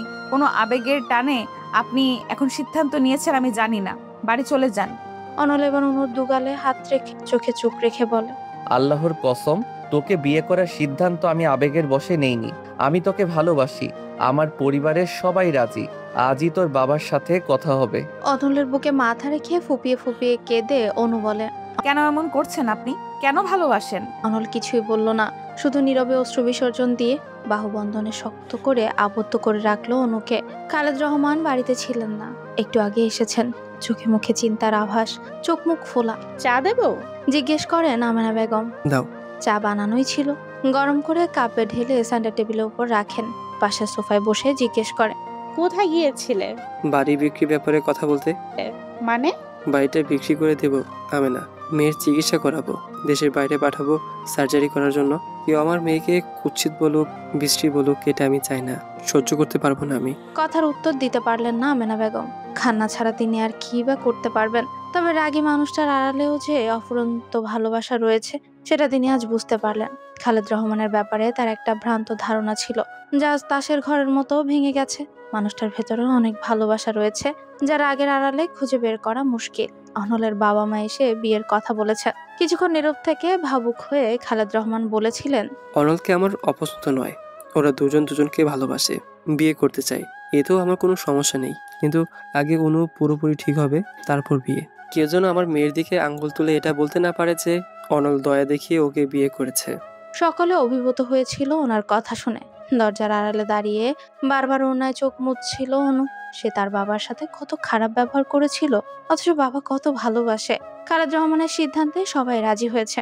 উন্নত মানের চিকিৎসার জন্য টাকার ব্যবস্থা করা হচ্ছে। জেসি এবং শুভা বেশিরভাগ সময়টা এখন অনুদের বাসাতেই থাকে। লুডো খেলে, গান শুনে, চোর পুলিশ খেলে। প্রকৃত বন্ধুরা কখনোই ভুলে যায় না, তারা পাশে থাকে যে কোনো মুহূর্তে। সময়ের সাথে সাথে মানিয়ে নিতে শিখেছে অনু। দুপুরবেলায় খাওয়া দাওয়া করে ঠিক করা হলো ওরা ছাদে যাবে। ছাদে বসে বসে লুডো খেলবে চারজন মিলে। জেসি আর শুভা সোফায় বসে আরাম করছে। কলিং বেল বাজে তখন। দরজা খুলে দেয় তিনু। এলাকার অনেকে এসেছে এবং সেই ভিক্ষুক বৃদ্ধা মহিলাটাও। তাদের সকলকে ভেতরে নিয়ে আসে তিনু। হোরনা দিয়ে মুখের এক সাইড অনু ঢেকে রেখেছে। বৃদ্ধা জিজ্ঞেস করেন, ভালো আছো বইন? তোমার খবর আমি শুনছিলাম, আসছিলামও দেখতে, কিন্তু তুমি তখন কারোর লগেই দেখা করো নাই। অনু কৃত্রিম হেসে বলে, ভালো আছি দাদু। কথাবার্তার শব্দ পেয়ে খালেদ রহমান এবং আমেনা বেগমও ড্রয়িং রুমে আসেন। সকলের সঙ্গে আলাপ বার্তা করেন। এরপর তারা সবাই টেবিলের উপর টাকা রেখে বললেন, বেশি টাকা পয়সা দেওয়ার সামর্থ্য আমাদের নাই ভাই। অনু জানে আমাদের অবস্থা, যা পারছি দিছি। আমরাও চাই আমাদের অনু আবারও প্রাণ ফিরে পাক, হাসি খুশি অনু ফিরে আসুক আমাদের মাঝে। আমেনা বেগম এবং খালেদ রহমানের চোখে পানি এসে পড়ে। এতগুলো মানুষ অনুকে ভালোবাসে, এমনি এমনি নয়, অনু তাদের ভালোবাসে। কিছু মানুষ ভালোবাসার প্রতিদান দিতে জানে না, যেটা করে তা হচ্ছে বেইমানি। এই সহজ সরল মানুষগুলো বেইমানি বোঝে না। তাদের প্রত্যেককে অনু কোনো না কোনো ভাবে সাহায্য করেছিল, তাদের বিপদে পাশে দাঁড়িয়েছিল। এখন অনুর বিপদে তারাও মুখ ফিরিয়ে নেয়নি, পাশে এসে দাঁড়িয়েছে তাদের সামর্থ্য অনুযায়ী। কজনই বা থাকে বিপদের সময় পাশে। যদিও টাকার ব্যবস্থা সব হয়ে গেছিল, তবুও খালেদ রহমান তাদের ফিরিয়ে দিলেন না। অনুর প্রাণোচ্ছল জীবন ফিরে পাওয়ার পেছনে না হয় তাদেরও কিছুটা অবদান, ভালোবাসার স্পর্শ থাকুক না। অনু কেঁদে ফেলে এত ভালোবাসা দেখে। তিনু বোনকে জড়িয়ে ধরে বলে, তুই ঠিক ছিলি আপু, সেদিন তুই মিথ্যে বলিসনি, তারাও তোর বিপদে পাশে আছে। দুপুর থেকে বিকেল অবধি তারা সবাই গল্প করে, অনুকে সময় দেন। অনু ভুলেই গেছে প্রায় তার কষ্ট। সবাই পাশে আছে, কিন্তু অনল নেই। ওকে ছাড়া সবকিছু বড্ড ফাঁকা ফাঁকা লাগছে। অবশ্য সে গেছে পাসপোর্ট আর ভিসার কিছু কাজ শেষ করতে। ওরা কালই যাচ্ছে সুইজারল্যান্ডে সার্জারি করার জন্য। এখানে ইউসুফের হাত রয়েছে, সে সহযোগিতা করেছে বলেই চিকিৎসার ব্যবস্থা দ্রুত হয়েছে। ওই দেশের হাসপাতালেও বন্ধুদের দিয়ে কথা বলিয়ে রেখেছে। কাল সকালের ফ্লাইটেই সুইজারল্যান্ড যাবে। সব কাজ শেষ করে রাতে বাড়িতে ফেরে অনল। রাতে অনুদের বাসায় খায়। ইশারায় তিনুকে জিজ্ঞেস করে, অনু কোথায়? প্রতিউত্তরে তিনু চোখ দিয়ে ইশারা করে বলে, ছাদে। খাওয়া শেষ করে অনলও ছাদে চলে যায়। উপস্থিত জানান দিতে খ্যাক করে গলা পরিষ্কার করে। অনু একবার পেছনে তাকিয়ে দৃষ্টি সরিয়ে নিল। চাদরটা আরেকটু ভালো করে টেনে গায়ে জড়িয়ে নিয়ে আড়ষ্ট হয়ে দাঁড়ালো। অনল দাঁড়িয়ে গিয়ে রেলিং এর সাথে হেলান দিয়ে বলে, উফ ঠান্ডা। অনু এবার তাকালো না। অনল এবার অসহায়ের মতো মুখ করে বলে, একটু চাদরটা শেয়ার করবি অনু, খুব ঠান্ডা লাগছে। কেন, সাথীর কাছে গিয়ে চান? চেতে বলল অনু। এখানে আবার সাথী আসলো কোথা থেকে? আকাশ থেকে। সেদিনের কথা মনে নেই? আছে, ওই দিন ওকে জ্যাকেট দিয়েছিলাম। তারপর যে একদিন আমাদের বাড়ির ছাদে তোকে জ্যাকেট দিলাম, এখন তুইও চাদর শেয়ার করবি, করতে বাধ্য তুই। দে। অনল চাদরে ধরে টান দিতে যাবে, তার আগে অনু দূরে সরে যায়। দেব না। সারাদিন কোথায় ছিলেন আপনি? কত কাজ আমার, রাত পোহালেই কাল চলে যাবি। আজ এমন করছিস কেন? কাল কে কে যাবে? পৃথিবী শুদ্ধ মানুষ যাবে তোর সাথে। ভ্রুকুচকে মুখ কালো করে ফেলে অনু। অনল ভেঙিয়ে বল, ঢং। কে কে যাবে কেন রে? তুই কি মহারানী ভিক্টোরিয়া? রাজ্য জয় করতে যাবি যে সবাই তোর সঙ্গে যাবে যুদ্ধ করতে? তা তো নয়, তাই না? তুই যাবি চিকিৎসা করতে। যাদের যাওয়ার প্রয়োজন তারাই যাবে। আঙ্কেল যাবে, ইউসুফ ভাইয়া যাবে, আর তুই? অনু দাঁত কিরমির করে বিড়বিড় করে বলে, গন্ডার। অনল জিজ্ঞেস করে। এই তুই কি বললি? ভেবাচাকা খেয়ে প্রশ্ন করে অনু। মাত্রই কি যেন বললি, কিসের ডান না কি জানি, কি বলছিলি বল? সেটাই তো বলছিলাম। একদম ঢং করবি না অনু, ভালোই হলো, বল কি বলছিস? অনু আমতা আমতা করেই বলে, আন্ডার। হ্যাঁ, আন্ডার বলছিলাম। কিসের আন্ডার? কিসের আন্ডার? ওই যে কবিতা বলছিলাম আমি, twinkle twinkle little star how I wonder what you are. জোরপূর্বক ঠোঁটে কৃত্রিম হাসি ফুটিয়ে বলল অনু। অনল ওর মাথায় গাঁটটা মেরে বলে, গাধি, ওইটা আন্ডার না ওয়ান্ডার হবে। এবারও বোকার মতো হেসে অনু বলল, হ্যাঁ ওই একই। অনল আর কিছু না বলে চলে যায়। এদিকে বুকের উপর হাত রেখে জোরে শ্বাস নেয় অনু। বড় বাচ্চা বেঁচে গেছে আজ। কিছু বলেও শান্তি নেই, সব শুনে ফেলে, গন্ডার যেন কোথাকার। বিড়বিড় করে বলল সে, আবারও একা দাঁড়িয়ে থাকে। অদ্ভুত মানুষ চলে গেল, কই একটু গল্প করবে তা নয়। আচমকা তখন অনল ফিরে এসে চাদরটা টেনে নিয়ে নেয়, গায়ে জড়িয়ে পেছন থেকে অনুকে জড়িয়ে ধরে বল, আমার অনুর চিকিৎসা হবে আর আমি থাকবো না, কাল আমিও যাব, আমার পাগলির পাশে আমি থাকবো, একদম ঢাল হয়ে। অনুর ঠোঁটে হাসি ফুটে ওঠে, অনলের হাতটা শক্ত করে চেপে ধরে। অনল বলে, জানি শোনো, তোর প্রতি আলাদা টান ভালোবাসা সবসময় আমার কাজ করতো, কিন্তু ঝগড়া করতে করতে কেন জানি ভালোবাসাটা ধরতেই পারতাম না। সত্যি বলতে তোর পাশে অন্য কোনো ছেলেকে আমি সহ্য করতে পারতাম না, তাসিনকেও না। আমার ভয় হতো তোকে হারিয়ে ফেলার। এরপর যখন তাসিনের বিষয়ে খোঁজ খবর নিয়ে জানলাম ওর ক্যারেক্টার ভালো না, তখন অনেক খুশি হয়েছিলাম। বলতো কেন? কেন? কারণ আমি জানতাম প্রমাণ করতে পারলে তুই কোনোদিন ওর সাথে রিলেশন রাখবি না, আপদ বিদায় হবে। আচ্ছা, যদি এরকমটা হতো, অ্যাসিড না লেগে রোড অ্যাক্সিডেন্টে মারা যেতাম, অথবা এই অবস্থার পর সুইসাইড করতাম, তখন কি করতেন? সঙ্গে সঙ্গে অনুকে নিজের দিকে ঘুরিয়ে শক্ত করে জড়িয়ে ধরে অনল। পারছে না শুধু বুকের ভেতর ঢুকিয়ে রাখতে। অনু মৃদু স্বরে বলে, ভর্তা হয়ে যাব তো। অনল এবার আলতো করে ধরে বলে, এমন কথা কখনো মুখেও আনিস না অনু, তোর এই অবস্থাতেই আমি বেঁচেও জিন্দা লাশ হয়েছিলাম। তোর মুখে একটু হাসি দেখার জন্য ছটফট করতাম, আর তোকে ছাড়া থাকা অসম্ভব। তোর মুখ এমন থাকলেও আমার কিছু যায় আসে না, যে কোনো পরিস্থিতিতেই তুই আমার, সবভাবেই সব সাজেই আমি তোকে ভালোবাসি। মুখের অপারেশন না করলে আমারও কোনো আফসোস থাকতো না। সত্যি আমি তো বুঝেই নিয়েছি, চিনেই নিয়েছি কারা আমার পাশে আছে আর থাকবে। বন্ধু তো অনেক আছে, কিন্তু দিন শেষে শুধু জেসি আর সুভাগেই পেয়েছি। অনেকের বাবা মা নাকি এও বলেছে যে নিজের দোষে নাকি আজ আমার এই অবস্থা। তাদের ধারণা মতে আমি চঞ্চল, হয়তো কোনো ছেলের সাথে খারাপ ব্যবহার করেছি, তাই আমার এই হাল।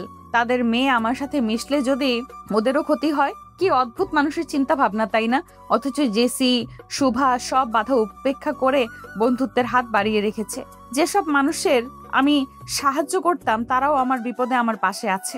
আমি শুধু তাদের প্রয়োজনই ছিলাম না, বরং প্রিয়জনও ছিলাম। এটা তো স্পষ্ট। যেই বাবাকে মনে মনে অপছন্দ করতাম, ভাবতাম আমায় সে ভালোবাসে না, অথচ সেই সবার চেয়ে বেশি অস্থির। কারো কাছ থেকে হাত পাতেনি, জমি জমা সব বিক্রি করেছে, এমনকি নিজের শখের বাড়িটাও বিক্রি করতে দুবার ভাবেনি। আর যাকে আমি ভালোবাসি সে এখনো আমার হাত শক্ত করে ধরে রেখেছে। তার বাবা মা ভাই এসে 3 বেলা আমায় দেখে যাচ্ছে, সাহস জুগিয়ে যাচ্ছে, বারবার মনে করিয়ে দিচ্ছে তাদের বাড়ির বউ হওয়ার কথা। তারা অপেক্ষায় আছে। তাহলে এখন আপনিই বলুন, কেন আমি সামান্য অ্যাক্সিডেন্টের জন্য সবকিছু ছেড়ে দেব? সত্যি বলতে অনেকবার ভেবেছিলাম সুইসাইডের কথা, কিন্তু সবার এত সাহস, ভরসা, সাপোর্ট সেটা হতে দেয়নি। আমি বিশ্বাস করি বেঁচে থাকার জন্য এসব আমার জন্য যথেষ্ট। অনলের বুকে মাথা রেখে কথাগুলো বলল অনু। অনুর কপালে চুমু খেলো অনু, আর একটু শক্ত করে জড়িয়ে ধরে চুলে হাত বুলিয়ে দিয়ে বলল, আমার পাগলিটা অনেক বুঝদার হয়েছে। আকাশে আজ চাঁদ দেখতে পাচ্ছিস? অনু একবার আকাশের দিকে তাকিয়ে আবার অনলের বুকে মাথা রাখে, শক্ত করে জড়িয়ে ধরে বলে, আকাশে কিন্তু আজ সম্পূর্ণ চাঁদ নেই, তবুও চারপাশ কত আলোকিত দেখেছিস। কুয়াশা কিন্তু চাঁদের সৌন্দর্য আড়াল করতে পারিনি, তেমনি সামান্য ঝলসে যাওয়া চামড়াও পারিনি তোর সৌন্দর্য কেড়ে নিতে। বরং তোর মনের সৌন্দর্য তোর চেহারার সৌন্দর্যকে আরো দ্বিগুণ করেছে। আর সম্পূর্ণ চাঁদ না পেলে আফসোসও থাকতো না। আমার সম্পূর্ণ চাঁদ লাগবেও না রে, শুধু তুই থাকলেই হবে। তোর মুখের পোড়া অংশ কখনো তোর প্রতি আমার ভালোবাসা কমাতে পারিনি। তুই যে আমার চাঁদ, আমার ভালোবাসার এক ফালি চাঁদ।